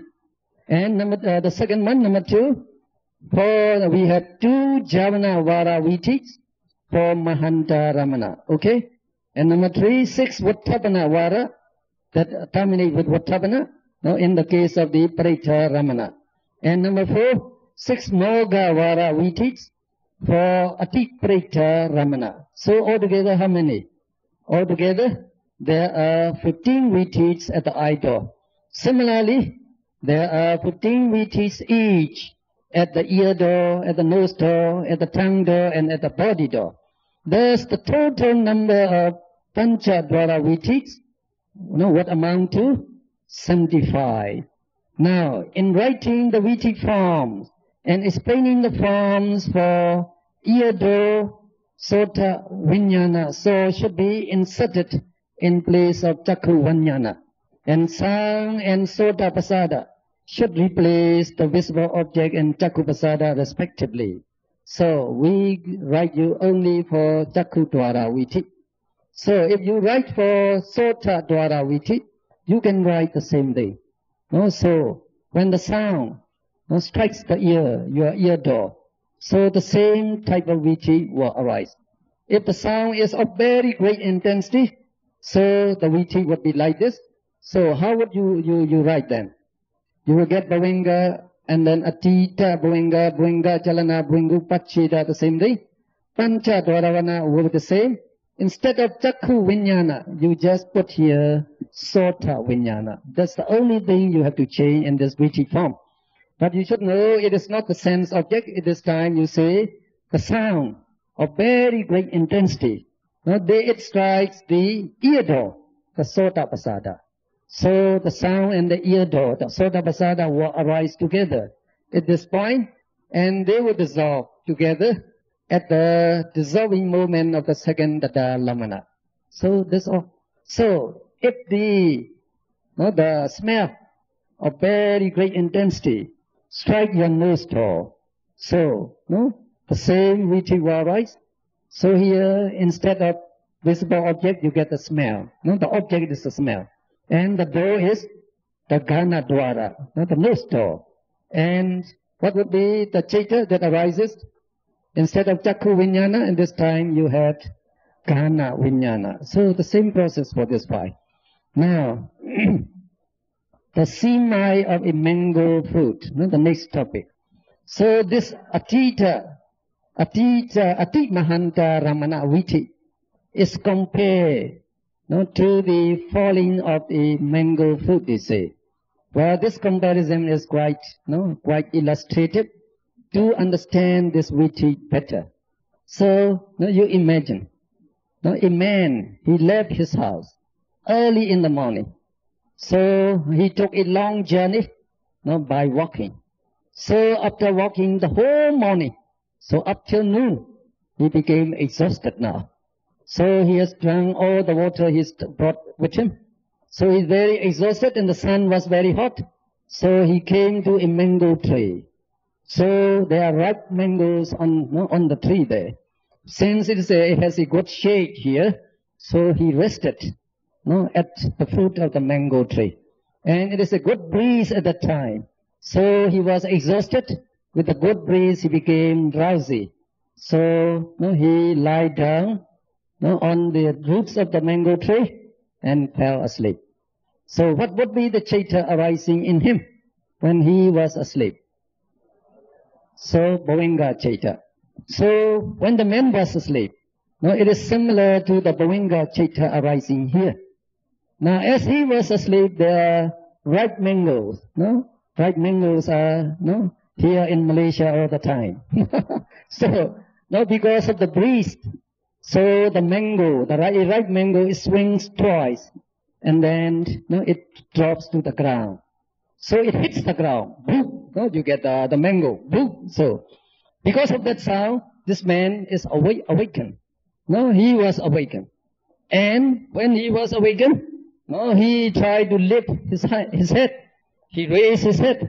So we say, when the mango strikes the ground, giving you the sound, it is the same like the visible object strikes the idol. It's the same thing. Now, when the man gets awakened by that, so we say it is like the sense object appears in the idol. So it comes to this moment. Now, when he is awakened, he raises his head. So it seems that his head is a little shaking there. So it is similar to the two vibrating Bhavinga arising here, Bhavinga Chalana and Bhavinga Upacheda. Okay? So he raises his head and he opens his eye now. So when he opens his eye, the sleep is cut off. The sleeping period is cut off.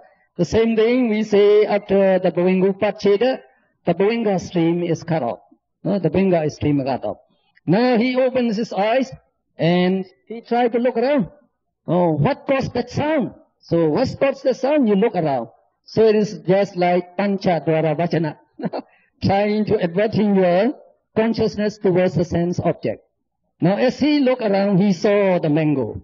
So that seeing the mango is similar to Chakku Vijnana, seeing the sense object. Right? The same thing. Now he saw the mango, what would he do? He picked it up. He picked up the mango that is similar to Sampadechana, receiving the sense object. Now after picking the mango, what would you do?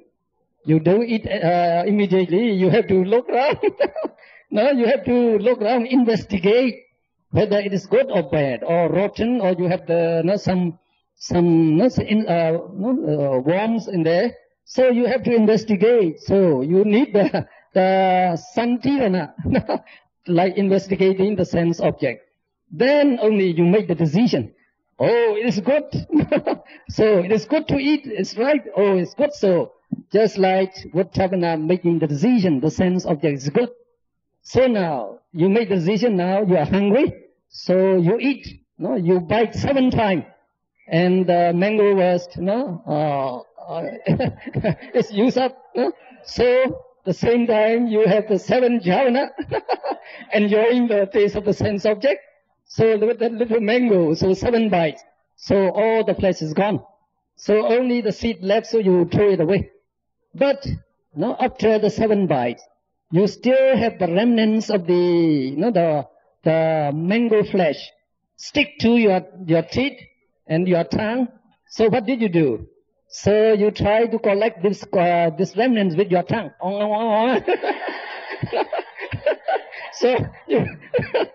So you collect this, and with the saliva, you swallow it twice. You swallow it twice. So we say it is a Tudadalamana, following the jhavana and enjoying the taste of the sense object more. So after that, the eating process is finished. So he lied down and fell asleep. So after the Tudadalamana, you get the Bhavinga. So it is a falling asleep. Okay, I think we'll take a break now. More than 15 minutes already.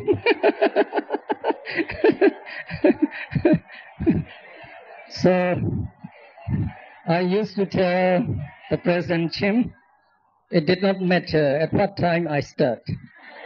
So I always go on from this time 2 hours. So we are climbing the mountain of Abhidhamma, almost at the top now. Almost at the top now. You are approaching the top now. Very close. Very close now. So, let's go on. So we come to page 142 now, right? Discussing about the various vittis that can arise in the 5 doors.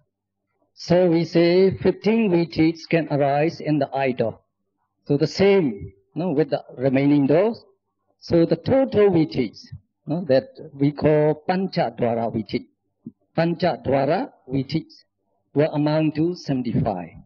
So we have to make some analysis here on page 142 there. So on page 142, on the third line there, the number of chaitas. No, not that yet. Is that right? So let's begin from page 141. At the bottom there, we have the Panchadwara vitti chaitas. So the chaitas that can arise in these 5 doors, in these 5 doors. So what are the chaitas? So we are going to find out. So let's read that. If we examine the Panchadwara vittis, we shall notice that 7 types of consciousness participate in the vittis. The 7 types of consciousness are Panchadwara vachana, Pancha Vijnana, Sampatechana, Santirana, Uttapana, Javana, and Tadalamana. So you should take this longest vitti. So in the Ati Mahanta Ramana, you get up to the 2 Tadalamana. So it is the longest vitti in the Panchadwara vittis. So how many types of vitti chaitas here? So when you count the vitti chaitas, you omit the Bhavinga chaitas. So the vitti chaitas starts from Panchadwara vachana. So we say here Panchadwara vachana 1, and here you get Chakku Vijnana. For Sota Dwara, you will have Sota Vijnana, or Ghana Vijnana, Jiva Vijnana, or Kaya Vijnana here. So if you say it in general, we say Pancha Vijnana. So it can be one of the 5, right? So Pancha Vijnana, Sampatechana, Santirana, Uttapana, Javana, and the Dhalamana. So 7 types. 1, 2, 3, 4, 5, 6, 7. So 7 types of consciousness arise in the Panchadwara vittis. Okay? Now, how many chaitas arise in this longest vitti? How many vitti chaitas? So again, you have to count from here. So you count 1, 2, 3, 4, 5, 6, 7, 8, 9, 10, 11, 12, 13, 14 chaitas, we say. So that we describe in the next paragraph. The number of chaitas that participate in the longest vitti, that is the Ati Mahanta Ramana vitti, are Panchadwara vachana 1, Pancha Vijnana, that is the I consciousness, etc. 1, Sampatechana 1, Santirana 1, Uttapana 1, Javana 7, and the Dhalamana 2, total 14. You get that. Now the next, let's go on. The total number of chaitas that can participate in the Panchadwara vittis are. So for Panchadwara vachana chaita, you have only 1. You cannot multiply anymore. Now for the Pancha Vijnana chaitas, you will have up to 10 sense impression. So that means the 5 pairs of the Pancha Vijnana. Chakku Vijnana Dvi, Sota Vijnana Dvi, Ghana Vijnana Dvi, Jiva Vijnana Dvi, Kaya Vijnana Dvi. Thus we are considering for all the 5, for all the 5 doors, sense doors. So you have in the Pancha Vijnana up to 10 chaita will arise. Okay? So you have 10 there. And then Sampadechana chaita, you know there are only 2 Sampadechana chaita and 3 Santirana chaita. And the Uttapana chaita is the Manodvara Vachana chaita, only 1. In the Karma Javana chaita, no, if you count all the Javana chaita, it will amount to 29. So for all the Vitis we say. So in the Dalamana, you have the 11 the Dalamana chaita, but the 3 Santirana has already been counted. So we take the Dalamana 8 we say, that refers to the 8 Mahavipaka chaita. So if you add these chaita, you get 54. And these 54 chaitas are the Kama Vajra chaita. No? So if we count the chaitas for a single door, that is for 5 door. If you count just for 1 door, example, I door, we get 2 Chakku Vijnana chaita instead of 10 Pancha Vijnana chaita. So the total number of chaita is 46. No, if you is 46. No, if you count only 2 for a single door, so the total number would be 46, as we describe here. So that means the same thing, no, happen. So for all the 5 doors, you have the 54 Kama Vajra chaita participating in this, no, cognitive processes. Then you go to the next topic, the object and the vatu taken by each Viti chaita. So please read again. All the Pancha Dwara Vitis chaitas grasp the present sense object that exists at the sense door. The Pancha Vijnana chaita are borne by Pancha Vatus. That is, Chakku Vijnana chaitas are borne by Chakku Vatu, Sota Vijnana chaita by Sota Vatu, etc. While the Mano Vijnana chaitas are borne by Hadya Vatus. For illustration, all Chakku Dwara Viti chaitas of Atik Mahanta Ramana grasp the visible object that appears at the idol at the arising instant of Bhovinga Chalana and dissolves at the dissolving instant of the second Dada Lamana chaita. So for this Viti, no, Atik Mahanta Ramana Viti, all the chaitas here, the Viti chaitas, no, starting from Panchadwara Vachana up to Dada Lamana. What is the object that they take? What is the object that they take? So, no, that sense object that arises at the arising moment of Atita Bhavanga and that dissolves with the dissolving instant of the second Dada Lamana. So, that sense object is called the present visible sense object. So, you now know what is meant by the present visible object. This sense object must exist in the idol. No, it had to be in the idol. So all these chaita take that present visible object as their object. You get that? No? So all the chaita, the Viti chaita, they take the present visible object. So if you go to the Sota Dwara Viti, so what would be the object that they take? Again, the present sound object. The Gana Dwara Viti would take the present smell. No, they always take the present object. So for the object is all right. Now, what is the base that these chaitas, they arise on? So what would be the vatu? They are depending for their arising. So we already see in the Pakinaka section, we say the Chakku Vijnana will depend on Chakku Vatu. Sota Vijnana will depend on Sota Vatu. So the same Vatu they would take. And for the Manodvara chaita, so you have Chakku Dwara depending on Chakku Vatu, Sota Vijnana depending on Sota Vatu, Gana Vijnana depending on Gana Vatu, Jiva Vijnana depending on Jiva Vatu, Kaya Vijnana depending on Kaya Vatu. How about the rest? So, besides the Pancha Vijnana here, all these Chaitas, we call them Mano Vijnana. We call them Mano Vijnana.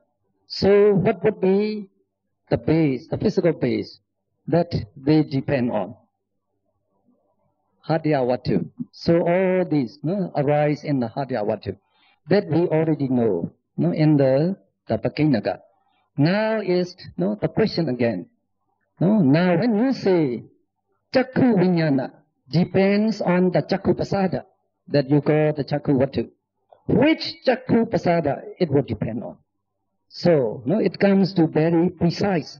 It wants to know the precise one which it depends on. So we have the answer in the next, I think. So let's read the next paragraph. The two Chakku Vijnana Chaitas are bound by Chakku Vatu, Chakku Pasada, which is arising together with the visible object at the arising moment of Atita Bhavinga. So at the arising moment of Atita Bhavinga. This now, this Vatu, which has the same lifespan as the visible object, is called Majjhima Yuka Vatu. So Majjhima means medium or middle. Ayu means lifespan. Ayu. So these Vatu, which they have the same lifespan as the visible object. They have the same lifespan as the visible object. So again, I will repeat. The visible object strikes the eyepiece, we say, at this moment, right? At the arising moment of the Atita Bhavinga Chaita, we say the sense object strikes the sense door. No? Oh, why everybody? It seems quiet. No? So there should be no. So every time the sense object, they strike the door. So when we say it strikes the sense door, that means they strike the Pasada Rupa. The Chakku Pasada, Sota Pasada, Gana Pasada. They have to strike this Pasada Rupa. So we say when the sense object, they strike the door, we say they arise in the door. That is Upada, they're arising. So we say when at the arising moment of Atita Bhavinga, the sense object also it arises. That is the genetic moment of the sense object. And the sense object will strike the Chakku Pasada. So that Chakku Pasada must be also at the state of arising moment. Because that is the natural choice. The natural choice of Darwin. Darwin natural choice. You have that. The same thing. There's a Chaita Niyama. Okay.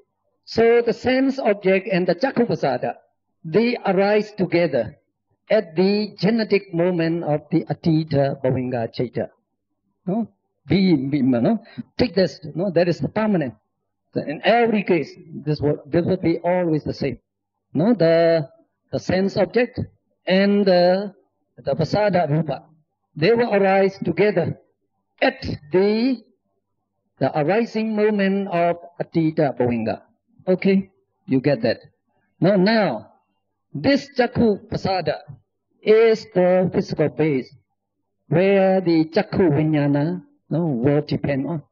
Because I already told you, the Chakku Pasada arises at the point of contact. So this Chakku Vijnana, the Chaita, it will depend on this Chakku Pasada. So this Chakku Pasada arises together with the sense object. It will dissolve together with the sense object.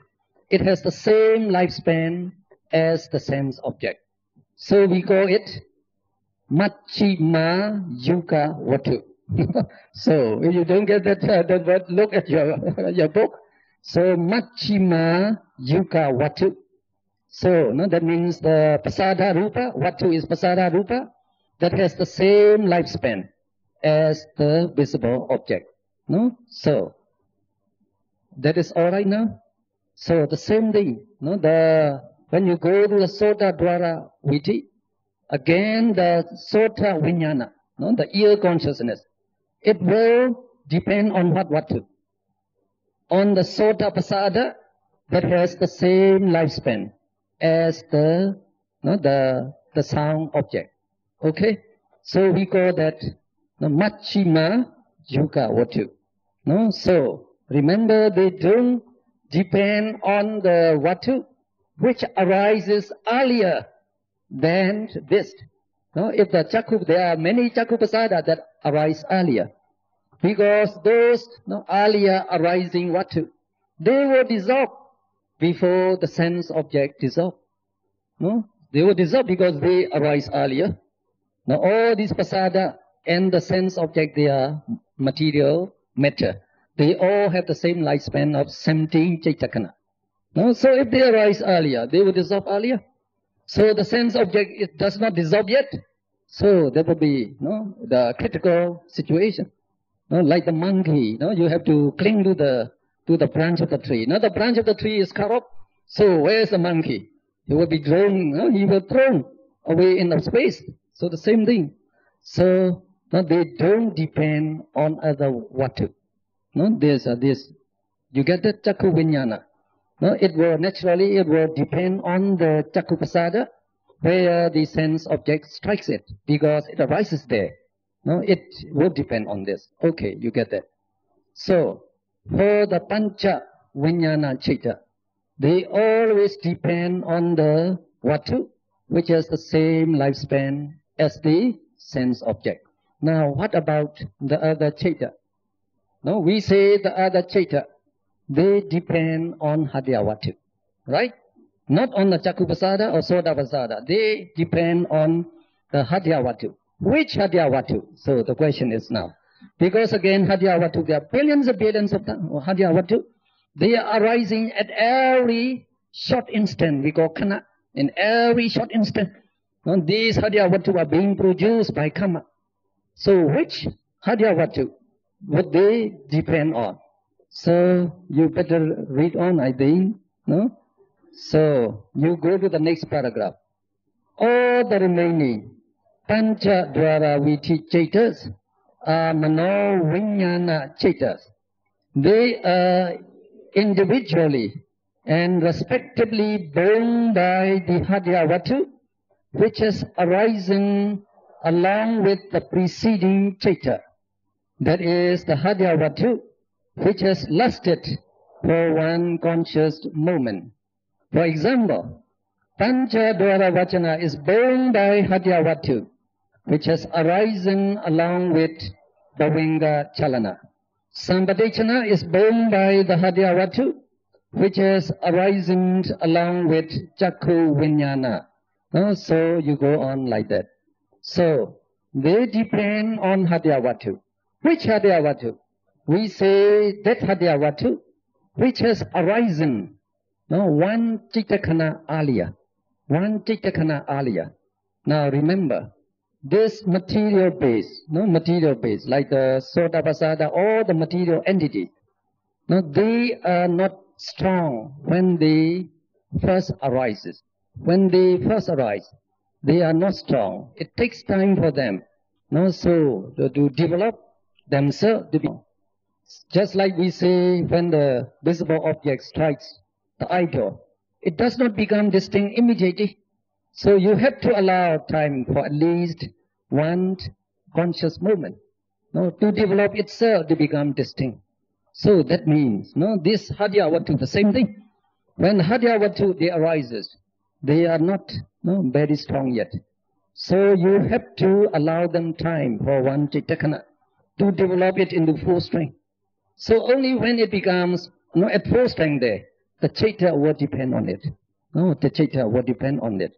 So we say, like the Pancha Dwaravana Chaita will depend on the Hadya Vatu that arises at the arising moment of Bhavingu Pachida. You get that? That means the Hadya Vatu must arise one Chitakana earlier. Okay? So the Pancha Dwaravajana will depend on Hadya Vatu which arise together with Pavingupaccita. Now, what would be Hadyavatu that Sampadechana depends on? Which would be? So we say Sampadechana will depend on Hadyavatu that arise together with Chakku Vijnana. And you go on, Santirana will depend on Hadyavatu which arises together with Sampadechana. So that means the Hadyavatu, that the Chaitas depends on, must last for one Chaitakana. Only then they have the full strength, so the Chaita will depend on them. So, then when you go to the precise answer, so you need this. And also, when we come to the Patthana, so in chapter 8, actually, we have to do the Paticca Samuppada and Patthana. So when we come to the Patthana, we will explain you the Patthana. We have we call Udesa and Nidesa that you use to recite. We will explain you in detail together with the meaning. So at that time, these are included in that. When the Buddha, he gave the Patthana discourse, so he say, this Chaita have to depend on this. This what to give rise, support this Chaita to arise. By conditioning like this, so it will go like that. So this knowledge is essential at that time. So now it's finished. We finish the Panchadvara Vitti now. So we go to Manodvara Vitti. So first you should notice there are two types of Manodvara Vitti. Now when we say Manodvara, you know it is the mind door. Now when sense objects appear in the mind door, again you must have the cognitive Chaitas, the process, the cognitive series of Chaita must arise to know those sense objects. So these are the case. So first we divide into two classes. Kama Vajra, Kama Javana Vara Vitti. So it is the cases. Vara means the cases or the turn when Kama Javana arises. So this would be during the time when you are knowing or cognizing the six sense objects in ordinary life, daily life. So this Vara Vitti will arise. Kama Javana Vara Vitti will arise. Now the second one is Apana Javana Vara Vitti. So Apana Javana, you already know that. Now Apana means jhana, megha and phala. So that would arise only when you attain the jhana, the megha and the phala. Okay? So we shall consider the first class first. So for that we have the topic on page 145. So we give you that topic again. Kama Javana, Manodvara Vitti. There are four types here. So number one, we call Ati Vibhuta Ramana Vitti. So since this Vitti terminates with the Dalamana, it is also known as the Dalamana Vara Vitti. Okay? Now, Ati Vibhuta means very clear presentation of the sense object. Now we already seen before, we say there are two ways of presentation of sense object in the mind door. Remember? Remember? In the morning, I think we did that. So at that time we say the two form is Vibhuta and Avibhuta. Now Vibhuta means clear presentation. Avibhuta means obscure presentation. Remember? So here, actually this is done by one of our, the very learned monks in Myanmar. We call him Ledi Sayadaw. So he said, in the Manodvara Vitti, we should also have four types. So because he could develop the right concentration, he could observe his Chaitas arising in this way. So he said, there should be four types like here. Ati Vibhuta, very clear presentation. Just like you have Ati Mahanta here. So Ati Mahanta here, so here you have Ati Vibhuta. Ati Vibhuta Ramana Vitti. no, when the sense presentation very clear. So here, you look at the Vichita, no, we begin with na, dha, ma, right? So we don't have any T. No, so if you compare this to this Viti, we don't have any T. We actually begin from this. Na, dha, pa here. No, for the 5 doors. If the sense appear, the Pancha Dwara Vachana will have to confront the sense object. Now you're doing the mind door. So instead of Pancha Dwara Vachana, Mano Dwara Vachana will do the Avachana function. So instead of Na Dha Pa, we begin here Na Dha Ma. So Ma is Mano Dwara Vachana. So here the question is, why don't we have the Atita Bhavinga here? No Atita Bhavinga. We begin with Bhavinga Chalana Bhavingu Pachita. So, I give you the explanation here. Now you should know here, the mind door. What is the mind door? So you get lost now. Where is the mind door? So, the mind door is not the heart. So, here, luckily, you still have mind door here. You still have mind door here. We say, the mind door is the Nama Dwara. Nama Dwara, that means the Bhavinga Chaita, the 19 Bhavinga Chaita, they serve as the mind door. So, we already explained to you, therefore human beings, we shall be born with one of Mahavibhaga Chaita, right? In the morning. So that Mahavibhaga Chaita will go on arising in us as Bhavinga Chaita. So that Bhavinga stream in us is known as the mind door. So the mind door is really the mind. The Bhavinga Chaita, it is the mind, not the heart. So, but that is Bhavinga Chaita. It will depend on Hadyavatu. That is in the heart. So the mind door, it will, it exists in the heart, but it is not the heart. It is not the heart. It is the mind. The mind door is the mind. Now, this mind door we say is very powerful. It's very powerful. Since Bhavinga Chaita serves as the mind door, each Bhavinga Chaita lasts for only one conscious moment. It lasts just for one conscious moment.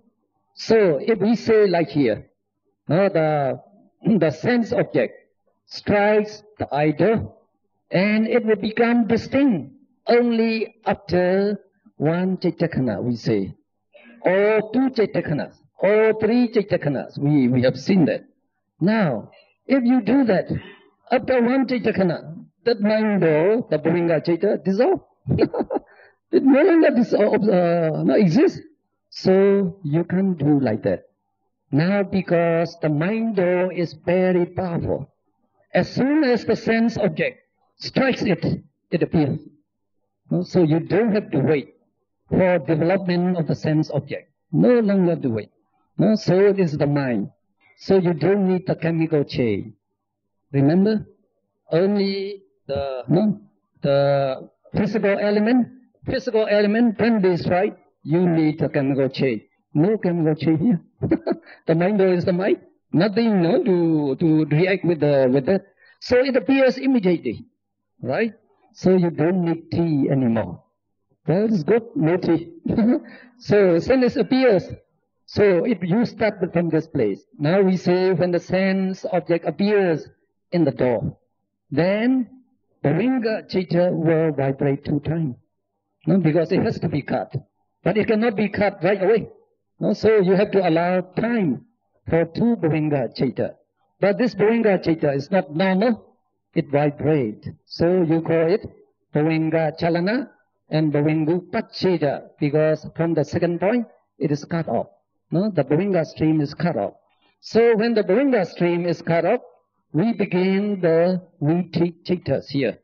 So you begin with Mano Dwara Vachana instead of Pancha Dwara Vachana. Okay? Now Mano Dwara Vachana, this Mano Dwara Vachana, it can perform the avachana function, that is confronting, apprehending the sense object, and it also does the Vattapana function, decides whether the sense object is good or bad. So after decision, you go with jhana, just like we have here. So in the mind door, you begin with Vattapana, then you have the jhana will arise, then the dharana, the dhalamana will carry on. So you get only these three types. So the same in this viti. So if you look at the viti, na dhamma.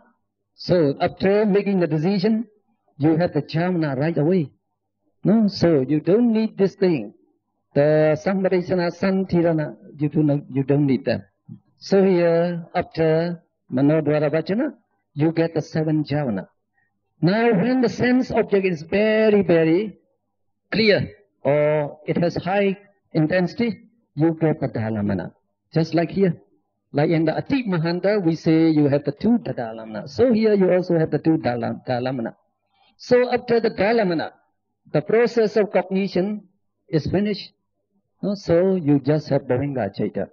So that is the first, the Manodvara Viti. So for Ati Vibhuta Ramana, when the sense object is very clear. So if you understand that, then you can read the explanation. You can know now. Okay, let's read. Now, we just begin from 1. Number 1, step 1 there.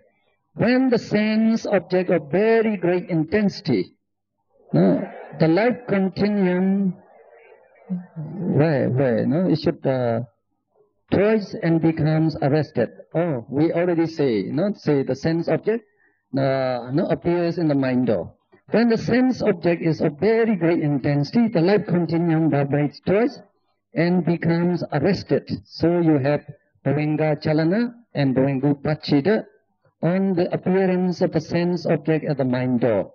Then Manodvara Vachana, adverts the consciousness stream towards the sense object, observes the object and decides whether it is good or bad. Now after decision, in accordance with the decision, one of the 29 Javana Chaitas performs the Javana function for 7 conscious moments, enjoying the taste of the sense object. Then the 2 Dhalamana Chaitas follow suit, enjoying the taste of the sense object further. After that, Bhavanga Chaitas sink into life continuum. This viti is known as Ati Vibhuta Ramana viti, or the Dhalamana Vara viti, as it terminates with the Dhalamana. So this viti terminates with Javana Chaita, so you call it Javana Dwara viti. Now the viti form is the same as number 1. Now you get Nadama, 7 Javana. Now the difference is no Dhalamana anymore.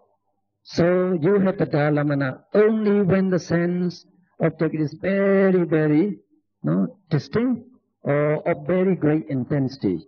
When it becomes just fairly great, no Dhalamana. So that is the second group. Okay? Now for the third type, we call Avibhuta Ramana. That is, the sense object is not distinct, not clear. No presentation is not clear. So you don't know the sense object precisely in this time. No, just it is similar to Preta Ramana. No, for the 5 door, we call it Preta Ramana, right? So if you look at the viti form, you get Nadhamma as above. Now, no jhana arises now. No, the same explanation as before. Since you don't know the sense object precisely, no enjoyment of the sense pleasure. No, so no jhana. When no jhana arises, we say Manodvara Vachana arises twice in place of the jhana. Remember in our Preta Ramana, we have 3 wo. We say Vattapana, Vattapana, Vattapana, 3 Vattapana. So in the Pancha Dwara Viti, we write Vattapana wo. We use Vattapana to represent Manodvara No, Manodwara Vachana Chaita. No, this Dwara. So you use the word there. But here in the mind process, we don't use Uttapana. We just use Manodwara Vachana. So instead of wo here, you have ma. So all these three ma, they stand for Manodwara Vachana. No? So we distinguish the symbol. So they refer to the same Chaita. So you have three Manodwara Vachana. So you know Manodwara Vachana is apprehending the sense object and making the decision. So you apprehend it, try to decide it. You cannot decide, so you take it again. So 3 times. So enough. So after that you just get Bhavinga Chaita. That means the Viti terminates. So very short. No, it's similar. The Manodwara Vitis are similar. No, very, very short. Now when you go to number 4, we go Ati Vibhuta Ramana. No, very obscure. Very obscure. That means the sense object is very slight intensity. So you have only Nana. No, Bhavinga Chalana means just vibrating. No cutting off. So Bhavinga stream is not cut off. So no Viti Chaitas arises here. Since no Viti Chaita arises, we call them Morghavara Viti. No, they are divide of the Viti Chaita. So you have 4 types. Okay? No, so these are the Kama Javana Manodwara Vitis.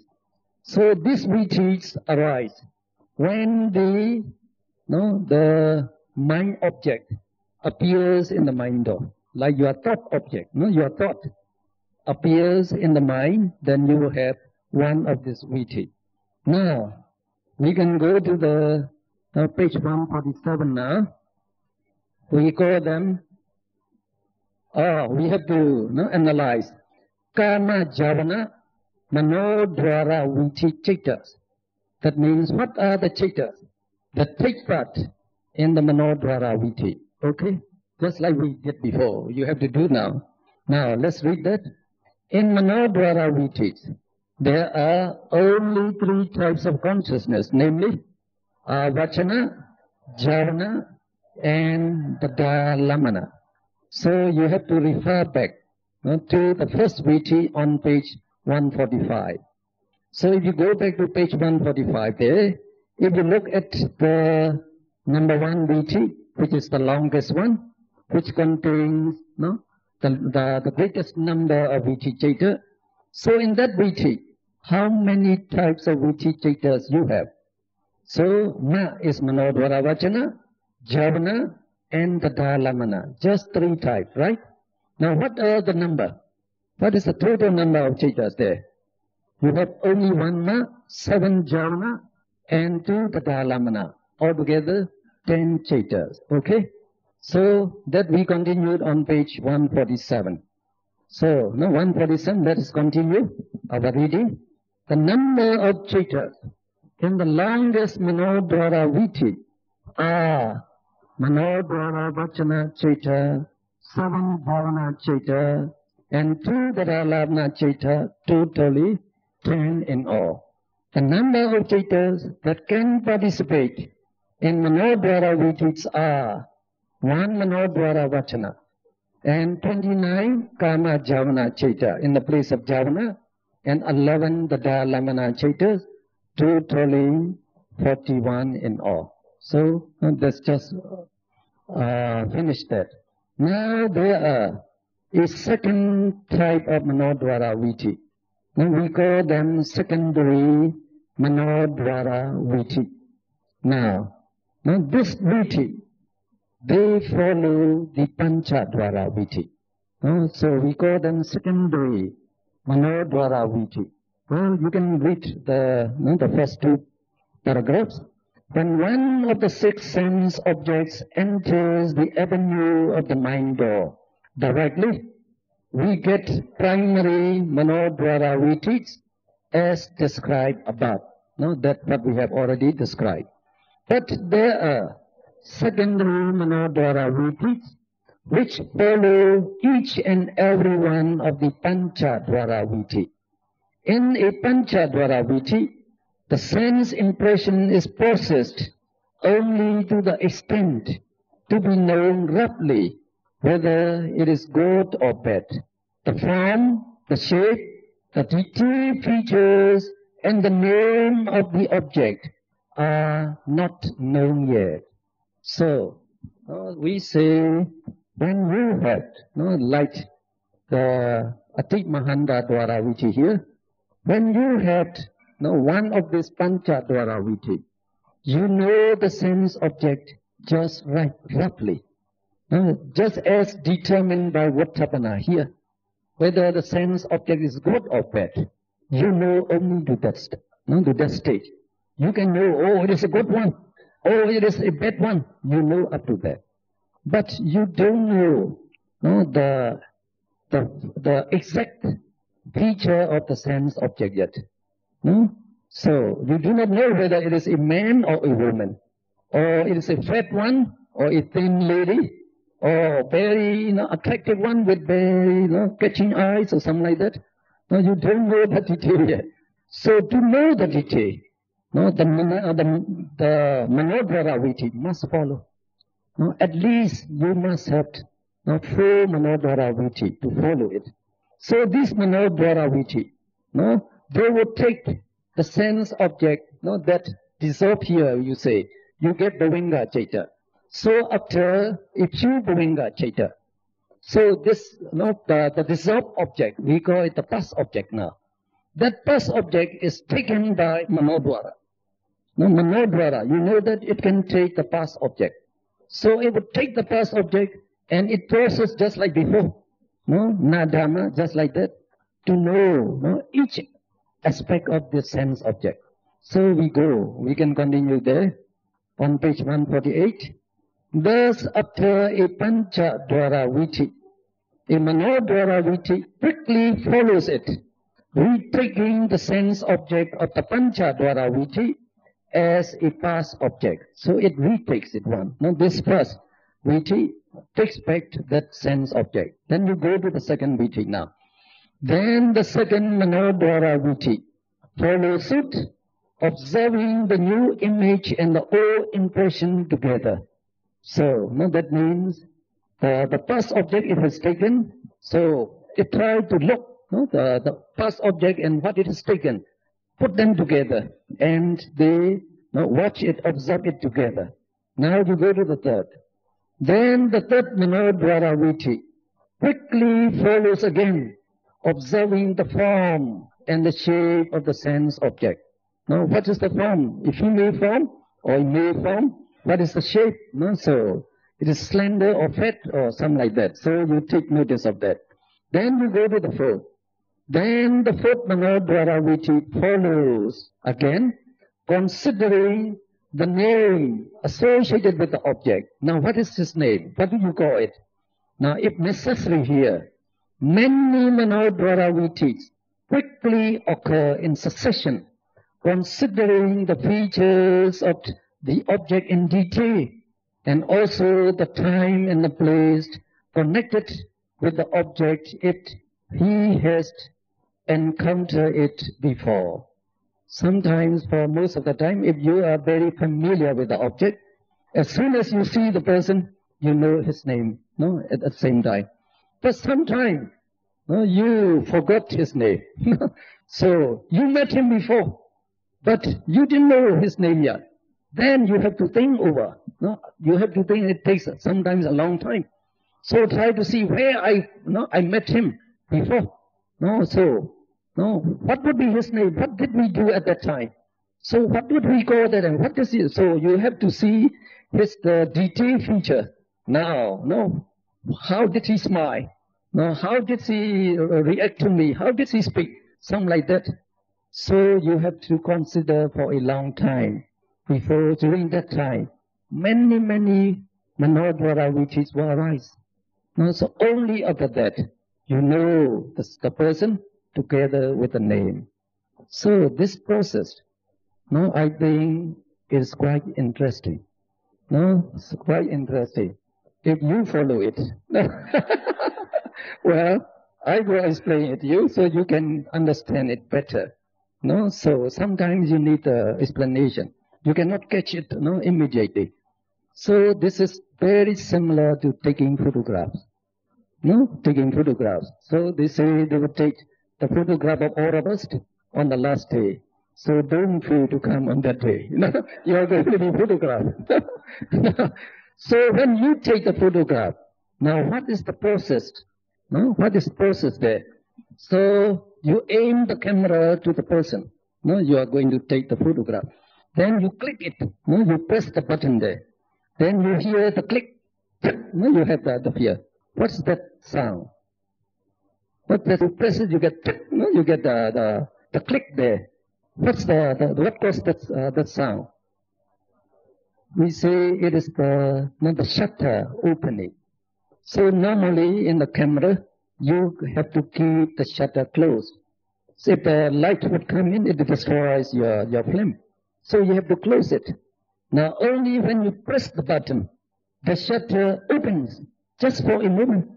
No, if the camera is very good quality, so the time of opening is very short. Now like the Canon camera, we have 1/2000, no, so of a second. 1/2000 of a second. Just it, no, just it. 1/2000 of a second. Just it, no, just it. But that would be enough. No, that would be enough. So if you're photographing me, the reflected light are radiating from me all the time. So the light won't fall on me, and they are reflected back. So when the camera opens, the shutter opens there. So one group of reflected light gets into the camera. So the lens will focus it on the film. So this light, a bundle of light falls on the film in the camera. So when the light falls there, it starts the chemical chain there. It starts the chemical chain. So this film is coated with silver nitrate. It is coated with silver nitrate. And silver nitrate is sensitive to light.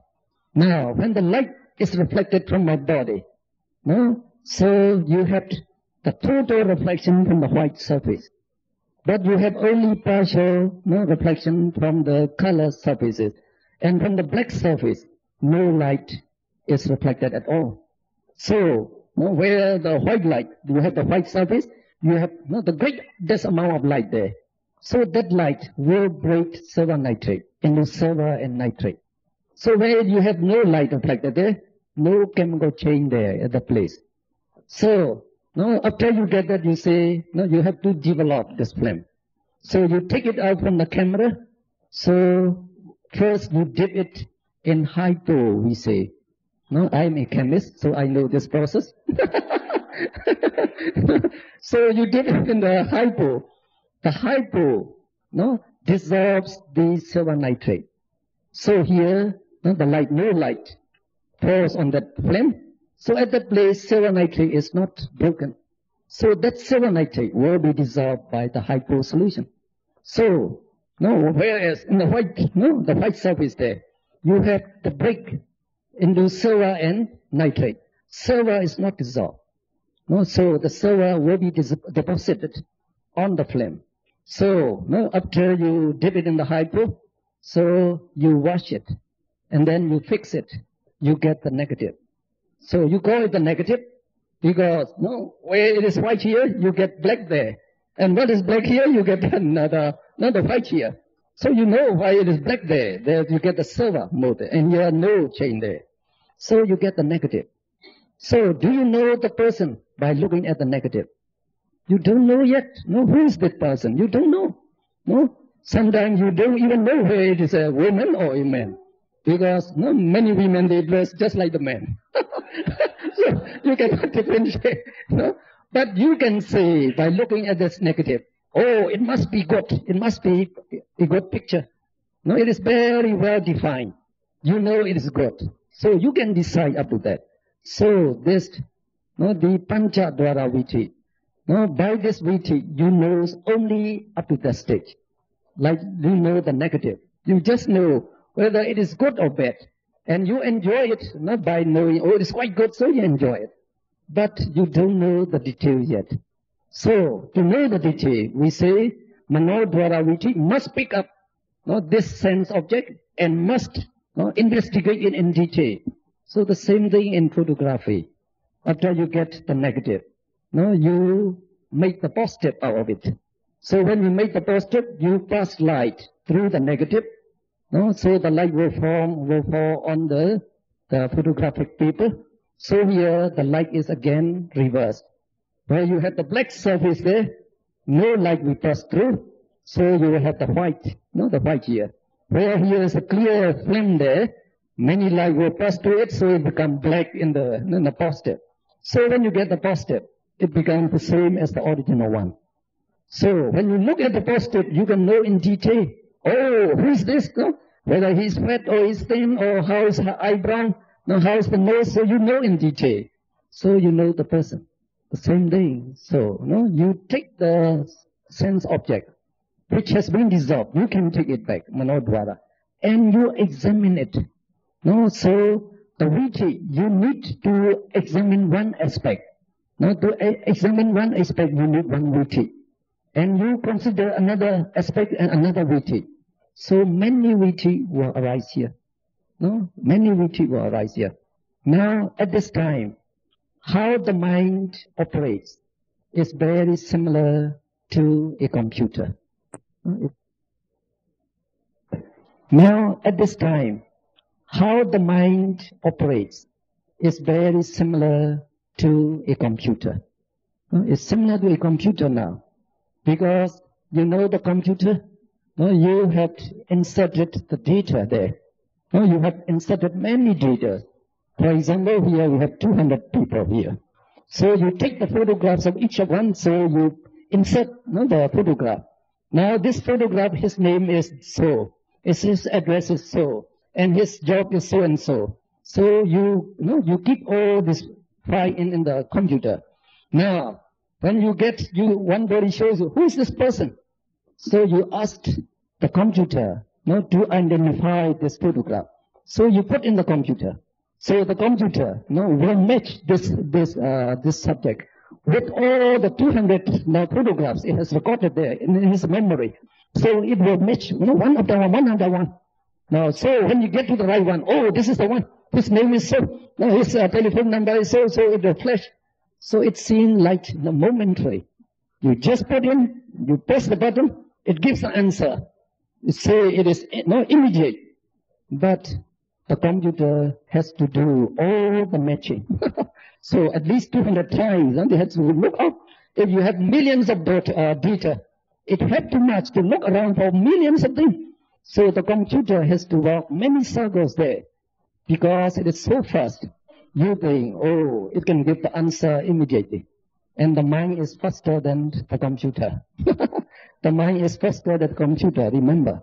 For a Manodvara Viti, we just say, it involves only 10 citta. It involves only 10 citta for a Manodvara Viti. Now we say, in one snap of the hand, 1,000 billion cittas can arise and dissolve. So you divide that 1,000 billion by the 10 cittas there. Now you get 100 billion Vitis in a snap of the hand. So remember, in this snap of the hand, the Vitis, 1,000 billion. So one Viti will find out. So all the details are there, the memories are there. You record it in your mental stream.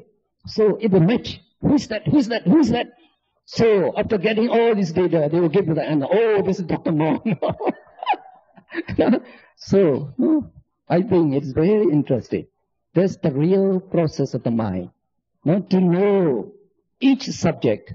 So you have to have the Panchadvara Viti and many Manodvara Vitis to know each subject. But that can be done in a snap of the hand. So, people think that they see and hear at the same time. So many people come and ask me, do we see and hear at the same time? So we would say, you don't see and hear at the same time. Because when you are having the seeing consciousness, or that is Chakudvara Viti, you don't have the Sotadvara Viti. You can't have that. The two of them at the same time. But the Chakudvara Viti and the Manodvara Viti can be completed in a snap of the hand.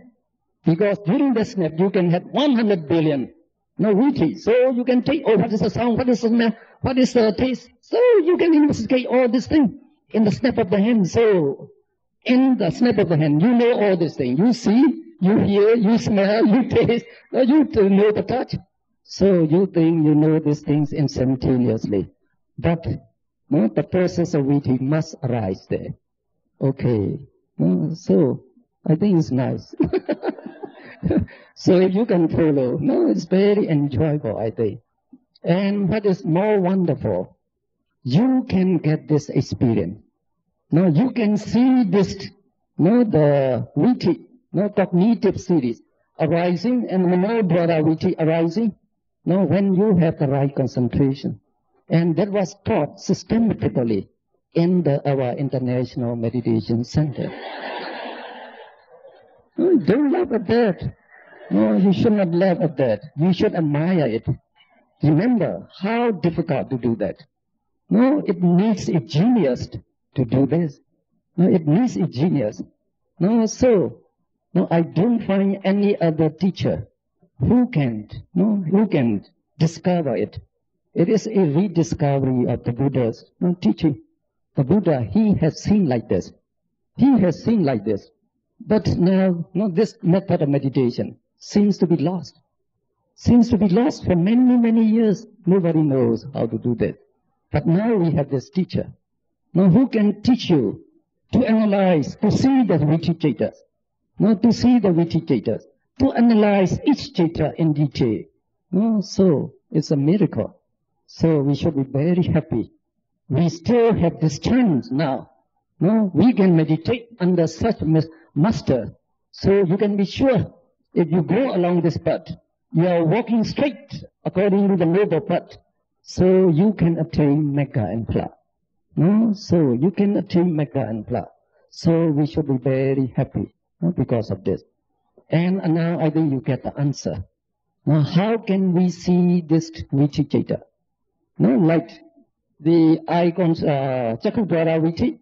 In the snap of the hand, there are 100 billion witty can arise, we say. How can you follow the citas? They arise and dissolve. How can you follow the citta? Now, do you get the answer to that? How can we see that? Because Manodwara can retake the past object. That's the secret. That's the secret. So, actually in the International Meditation Center, after you attain the right concentration, then you have to investigate the citta, the cetasikas, the rupas that arise in you. They are the subject of insight meditation. You have to know the subject of meditation. Without knowing that, you cannot do insight meditation. No, you have to see them arising and dissolving to know anicca, dukkha, anatta. Otherwise you won't see. Very clear. So you have to, at this stage, you have to find out all the ultimate realities that arise in you. So the teacher will ask you, now to see your the citta. So to see the citta, of course, usually we perform we say meditation on the physical elements, because it is better, it is easier to identify the physical entities first. So if you have finished that, you know the Chakkuprasada. You could see the Chakkuprasada, Sotaprasada, Hadyavatu, Manodwara, you can see. At that time you can see. So only after that we ask you to find this witty cittas. So if you want to investigate the Chakudwara witty, so the teacher will ask you now, you focus your attention on the Chakkuprasada, that represents the Chakudwara. And also your mind door. Your mind door is the Bhavinga citta that arises on the heart base. You can see it. You can see it, the Bhavinga citta. The Buddha said, when the citta is pure, it is bright, it is radiant. The same thing, Mahavipaka citta. It is pure. Mahavipaka Chitta, no Lopa Dosa in the Mahavipaka Chitta. So you can see it, no? Like a bright star, no? In your heart. You can see it. So that is the mind door. So you focus your attention on these two doors. Because when the visible object, no, we say a visible object strikes the eye door, it strikes the eye door and the mind door simultaneously. No, it strikes simultaneously. So you take a visible object striking the eye door and the mind door. Then you watch the chitta arising there. So you will see, no, the Atita Boinga, Chalana, Bringu, Pachita. They arise here, no, in the mind door. And then Chakku Vinyana arise in the eye door. No? So the President is asking me, how do you see this chitta? In what form, in what shape do you see it? So remember, chittas and cetasikas are formless. No, formless, shapeless. So you cannot see in any form or something like that. But for these meditators, no, they know Chakku Vinyana arises by awareness of the senses. So by this, you see the sense object. So you have the sensation that you see the sense object arises here. So you take it as a Chakku Vinyana. Then, no, the others, no, the Pancha Dwara Vachana, and then the Sambatechana, Samtirana, and the Javana, the Pralamana, they arise on the heart base. They arise on the heart base, in the heart there. So there you can see Sambatechana, no, light, the receiving the sense object. And Samtirana, investigating it. And Vuttapana, determining it. And Javana, you are enjoying the taste of the sense object. And the Dalamana, you continue enjoying the taste of the sense object. You know by that time. So, no, when these chitta, after the VT, no, we know there is very first. So during the VT, you cannot see them. But after they dissolve, the mind door can take them back. No, can take them back, and you can examine in detail slowly. Just like watching the football match, no, the world soccer. So you are watching the world soccer, they're playing. Now one side, no, they score, you go. You did not know how that ball, no, gets into the goal. So it replays, slow motion. So when you replay it, you slow motion, you can stop, you can go very slowly the same time, the same thing. When you re-examine it, no, just like you have taken the video camera, the photograph there, you can examine it as well. So here you can examine it slowly with slow motion. So you can investigate this thing. So by that way, you know these chittas that arise in you. So, no, it is a good experience, I think. So, some of you are not planning to come now. Well, we will see how you can do it. Okay then. So, I gave you the practical verification. That is what I have talked about here. So now, we can go to the next topic on page 149. We call them Apana Javana Manodwara Viti. So remember, we have two types of Manodwara Viti, Kama Javana and Apana Javana. Now we finished Kama Javana. We are now taking Apana Javana. That means when you develop the Jhana, Magga and the Phala. So here, in the Apana Javana, you have 26 Javana chittas. We say Apana Javana chittas. That is 9 Mahakata Kusala chitta, 9 Mahakata Kriya chitta, and the 8 Lokuttara chitta. So the 9 Mahakata Kusala chitta means the 5 Rupa Vajara Kusala chitta and the 4 Rupa Vajara Kusala chitta. Now this is the 9 Mahakata Kusala chitta. So for non-arahats, now we can develop this jhana chitta. For arahats, instead of kusala, you will have the 9 Mahakata Kriya chittas. Okay? So now the process will be the same. So we will discuss the 5 Rupa Vajara jhanas first. So for that, Now we go to the page 150.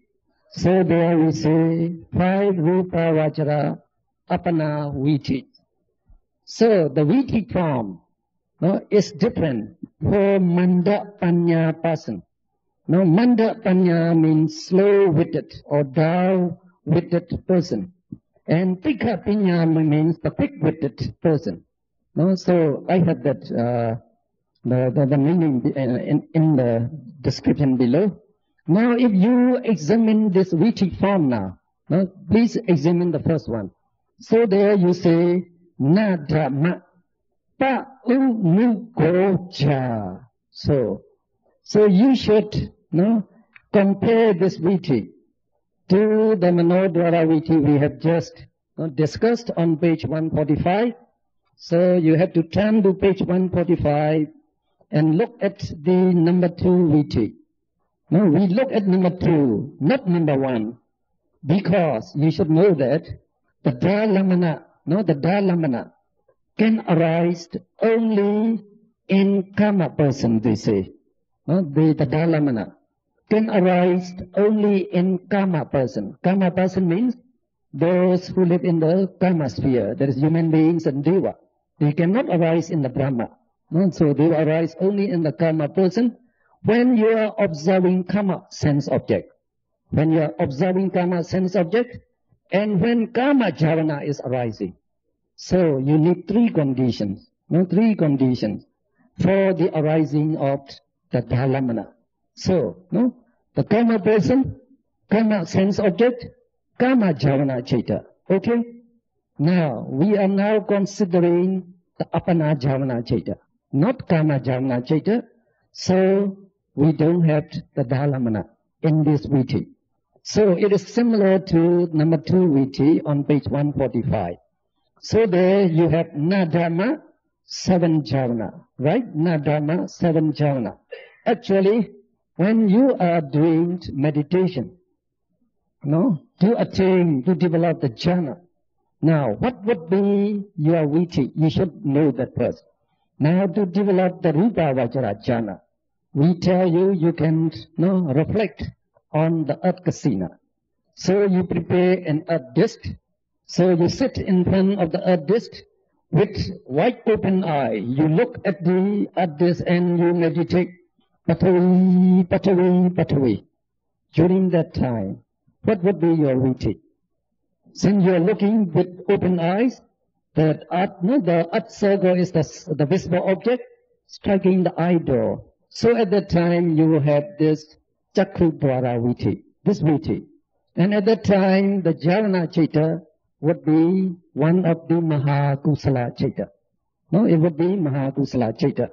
So now, as you go on, you close your eyes and you can see the earth circle. With closed eyes, we say. So you continue meditating by looking at that earth circle with closed eye, so that it becomes the first object. The first object, or you can call it the precept, just panyati, concept, just concept, not karma object anymore, just concept. So that concept will appear only in the mind door. So now you are having mind door process now. So you meditate Patavi, Patavi. So during that time, your Viti would be like we give on page 145, Kama Jhavana Manodwara Viti, represented by number 2, not number 1. Okay? Because the sense object is not the Kama object. It is a concept. It's just a concept. It appears in the mind door. So you get that Viti, Nadama, 7 Jhavana. So this Viti will arises in that time. So what would be the Jhavana Chaitas again here? It should be the Mahakusala Chaitas again. Not just the Mahakusala Chaita. So, which one? If you are meditating joyfully, it would be Samanasa. So you are meditating with the knowledge of Karma. So it will be Jnana Samyutta. So you are honest while you are meditating. You don't feel drowsy also. So it would be Asankharika. Mahakusala Chaita will arise there. Now you meditate like that and you develop concentration. Concentration will go higher and higher. Now if you get to the right concentration, you will attain the first jhana. No? At that time, you will reach the jhana, we say. Now, when you get to the jhana, so the viti is as described on page 150. So it becomes this is the jhana viti now. So, in this viti on page 150, you get na dharma, the same thing as the on page 145. Na dharma is the same thing. But instead of the 7 jhavanas there, what do you have now? You have pa-unugoja. So all these 5 are jhavana citta. They are the jhavana citta. So in this case, instead of 7 jhavana citta, you actually have only 5 jhavana cittas. Okay? And we have the names for this pa-unugo. So the explanation is below. Now we can read this viti now. Okay? Let's read. When the Patibhaga Namitta of Kasina appears at the mind door. Now remember, when you come to the jhana, you are looking at the countersign of the Kasina. So that countersign in Pali we call Patibhaga Namitta. So when this Namitta of Kasina appears at the mind door, the life continuum vibrates twice and becomes arrested. So that is nada, Bhungachalana, Bhungupacheda. Then Manodwara Vachana adverts the consciousness stream towards the Patibhaga Namitta, observes and decides the sense object, whether it is good or bad. So you know this is Manodwara Vachana. So you get to nada now. Then let's continue. Then one of the 2, Somanasa Sahakatam, Jnana Sambayutam Mahakusala Citta, performs the Upachara Samadhi Jhana function 4 times in the person of slow or dull wisdom, we call Mandapanya person, under the names of Pa, and stands for Parikama. It means preparation of the jhana citta. And U stands for Upachara, so it means proximity of jhana. Nu stands for Anulama, so it means adaptation or connection between Parikama and the jhana. It acts as a bridge, harmonizing the lower chittas with the higher chittas. So it is like a ladder. You can climb upward by this citta anulama. So you can go up to the jhana. So it forms the bridge. Now you go to Go. Go is Putrabu. We call it Putrabu. So the meaning is the citta become a lineage to form the exalted or Mahakata lineage. So, I will explain a little bit here. So now, this Pa-unugo, these 4 cittas, they are called what? They are called Upachara Samadhi Jhavana cittas. Upachara Samadhi. Yes, I got that right. The Upachara Samadhi means neighborhood concentration. That means neighborhood. Upachara means neighborhood. Neighborhood means it is close to jhana. It's close to jhana. So we call it neighborhood concentration. Or we also call it access concentration. Upachara Samadhi also means access. So you are at the entrance of the jhana now. You are about to enter. So we call it accessed. Accessed the concentration. And the jhana function 4 times. So this Pa-unugo, they are called Upachara Samadhi Jhavana cittas. Now, which citta perform this, represent these 4 citta? Which citta? We say Mahada, 2, one of the 2. Somanasa Sahakatam, Jnana Sambayutam, the Mahakusala citta performs the function of these 4 citta.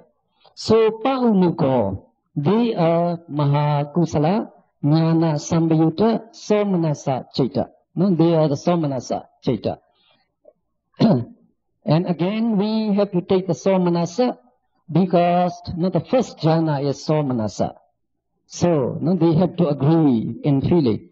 Since you go to the first jhana is Somanasa, so the preceding Citta must also be Somanasa. So while you are taking the meditation, you always have the knowledge there, how to control your mind. So we say Jnana Samyutta. You have to take the Jnana Samyutta. So of the two, Mahakusala, Somanasa Sagatam, Jnana Samyutta Citta, they perform the function of Prikama, Upachara, Anuloma, and Gotrabhu. So when we say Gotrabhu is the Citta, that guards the Kama lineage to form the exalted lineage. So you should know that. That Gotrabhu is actually Mahakusala Citta. So since Mahakusala Citta belongs to the Kamavachara Citta, the person is in the Kama lineage at that stage. At the Gotrabhu, still you are having Mahakusala Citta, that is Kamavachara Citta. So we say the person is in the Kama lineage. Now, that Gotrabhu is just like the frontier. So after Gotrabhu, you get to the jhana. So you get the jhana. That jhana is the first Rupavachara jhana. The first Rupavachara jhana. So when the jhana arises, you get this Citta, Rupavachara, Kusala, Citta. And that belongs to the Mahekata Citta that we call the exalted Citta. So we say, now when you get the Citta, you get to the exalted lineage. So Gotrabhu cuts the Kama lineage to form the exalted lineage. So we call it Gotrabhu. So after that you get the Jhana Citta. And the Jhana Citta, when you first attain it, it always arises just once. It always arises just once, and then you get Pavinga after that. So you can go on. We can read on page 151. So we know about the Gotrabhu now. Let's go on. These four Cittas are known as Upachara Samadhi Jhavanas. In the case of a person of quick or bright wisdom, Tikha Panya person we call him, the Parikama is excluded. So you don't need the preparation. So Parikama is excluded. Now immediately after Gotrabhu, Rupavachara Kusala, first jhana Citta, arises just once as Apana Jhavana. So that jhana Citta is known as Apana Jhavana. Okay? You get just one. After the dissolution of this first jhana Citta, Pavinga stream follows on as usual. So now when you attain the jhana, so this Vritti will arise in you. So it will take just a moment. Because very short, So you are out of the jhana. When you Pavinga stream comes in, you are out of the jhana. But you have attained the first jhana now. So since you have attained the first jhana, you can redevelop it. Again and again, you can redevelop it. So after you are skillful in the first jhana, you can go to the second jhana. So when you go to the second jhana, you take the same meditation subject. That is the Patibhaga Nimitta. We call the counter sign. So again you look at the counter sign, but this time without Vitakka. You eliminate Vitakka. So you focus your mind on that counter sign and you meditate Bhatavi again. So your concentration will rise higher. Then you enter the second jhana. So the jhana form is the same. Just like here. So in the jha here would be the Rupavachara, Kusala, second jhana. Citta will arise. The same thing with the third jhana, the fourth jhana, and the fifth jhana. The Vritti forms will be the same. The same thing. Now when you come to the fifth jhana, since the fifth jhana is Upikha Sahakatam, the preceding Mahakusala Citta must also be Upikha Sahakatam. So that is, they have that niyama. You made that rule. So you go to number 5 there on page 151. The fifth rupa vajana apanaviti arises as in one. But instead of one of the two somanasa sahagatam jnana sambayutam mahakusala chaitas, one of the two upika sahagatam jnana sambayutam mahakusala chaita performs the upachara samadhi jhavana function 4 or 3 times, and rupa vajra kusala fifth jhana chaita arises just once to function as apana jhavana. So now this describes how the 5 rupa vajra jhana arise in you. So after attaining the 5 rupa vajra jhanas, you can go higher to arupa vajra jhana. How do you go? So now when you go to the higher to arupa vajra jhana, we say you have to reflect on the force of rupa, because you have to abandon rupa. Now no attachment on rupa. Then after that, you develop the 5th jhana. That would be the base. You redevelop the 5th jhana. You come out of the jhana. Now you meditate again. But this time you don't look at the kasina sign there, because the sign is associated with the kasina. So we neglect it. We neglect it. So we take the space behind this the counter sign. The space we call akasa. So we take that akasa and we reflect akasa, akasa, akasa, akasa. You meditate there. So your concentration rises, and that kasina, counter sign will disappear, and you will see the space. Then as you go on raising the concentration, when you come to the jhana, then arupa vajra jhana will arise. So the viti at that time will be the same, just the same. So we give them on page 142. So there you say 4 arupa vajra apana viti. The viti form is the same. So you can now understand. Now these vitis are the same in form as rupa vajra apana vitis. But arupa vajra jhanas are higher than rupa vajra jhanas in the degree of concentration, tranquility, and sublimity. One has to use the 5th jhana as the base to step higher to arupa vajra jhana, and also has to concentrate on an object which is not associated with rupa, since you abandon rupa. So what do we do?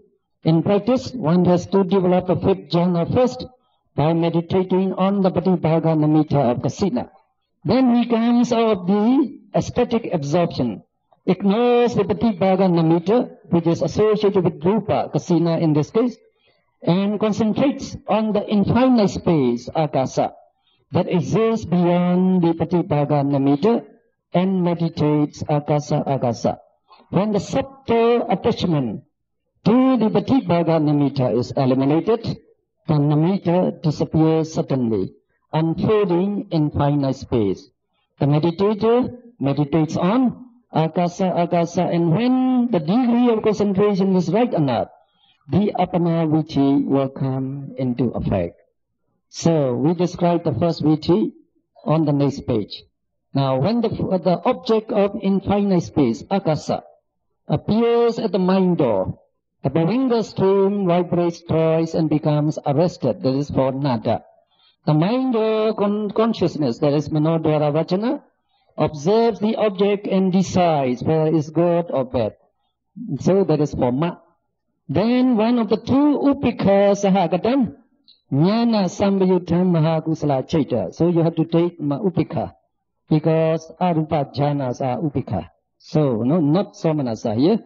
So one of the 2 upika sahagatam, jnana sambayutam mahakusala chaita, functions as parikama, upachara, anulama, and gotrabu in a person of slow wisdom, manda panya, or as upachara, anulama, and gotrabu in a person of quick wisdom, tikha panya. So for tikha panya you eliminate or you omit parikama.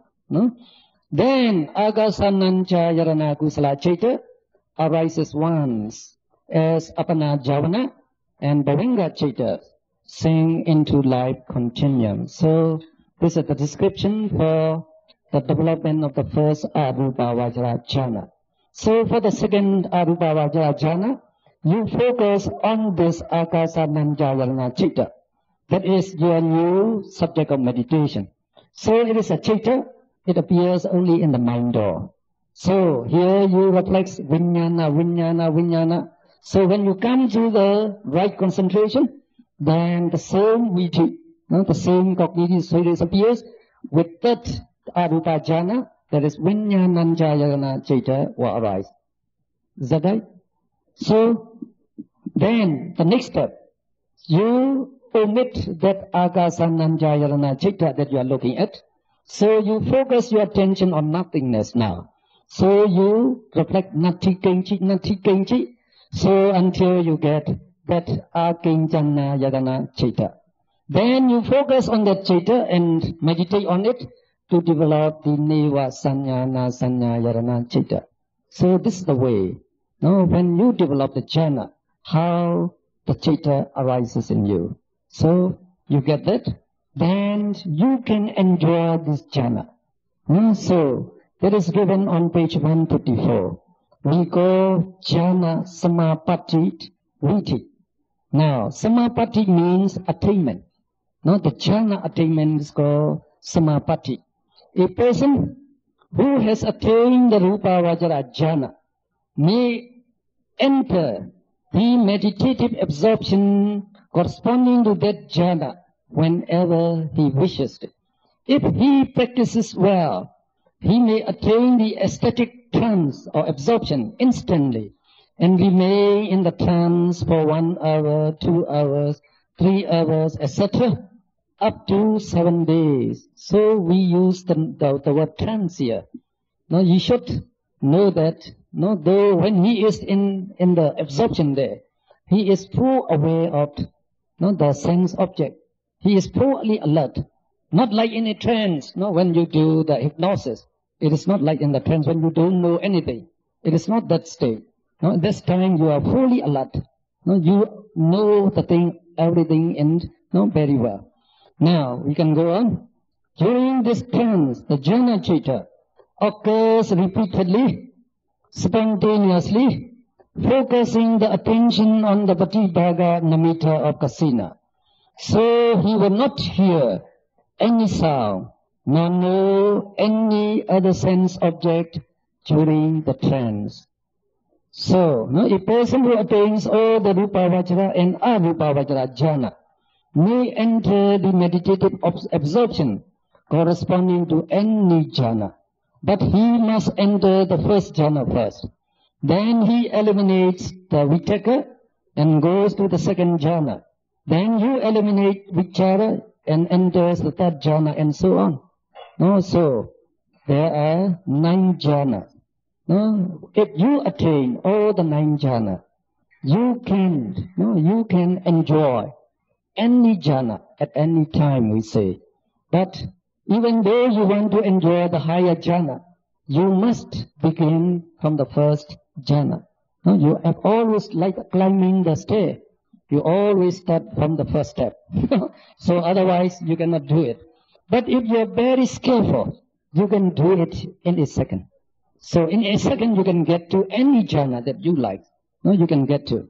So during the jhana, what would be the viti? So it is given at the bottom of the page. For manda panya, slow wisdom person, you have nadama paunugoja. Up to that, the same as above. Up to that, the same. But here, the jhana chitta does not arise just one. It arises many times as long as that person remains in absorption. So if you remains for 7 days in the jhana bliss, so the jhana chitta will arise on and on for 7 days. So that's how your chitta arises. So we say while you are in jhana attainment, that is in jhana bliss, you are having that jhana chittas all the time. So that jhana chitta is accompanied by very high piti sukha. No, piti, joy, sukha, bliss. So you get the great bliss. So you can enjoy it without eating for 7 days. No, so you said mean you're just in the bliss. You don't need any food. So you need food because you worry so much. So you have so much food to eat, for that. So if we can be in bliss, no food. So that would be nice. So, that is the way how you do the jhana attainment. So, after doing the jhana attainment, I think, we shall leave the abhanya for tomorrow. So, we stop here. Anyway, I think you are glad anyway if I stop a little earlier. So, we have advanced to the top now. Now we are already at the top now. Now we know all the Panchadwara Viti. We know now. And we know Manodwara Viti. And we know how the jhana chaitas arises and how we can enjoy the jhana bliss. So it's almost finished. So just a little bit will be left. So we will do that tomorrow. Okay. Now let's share merit. We have acquired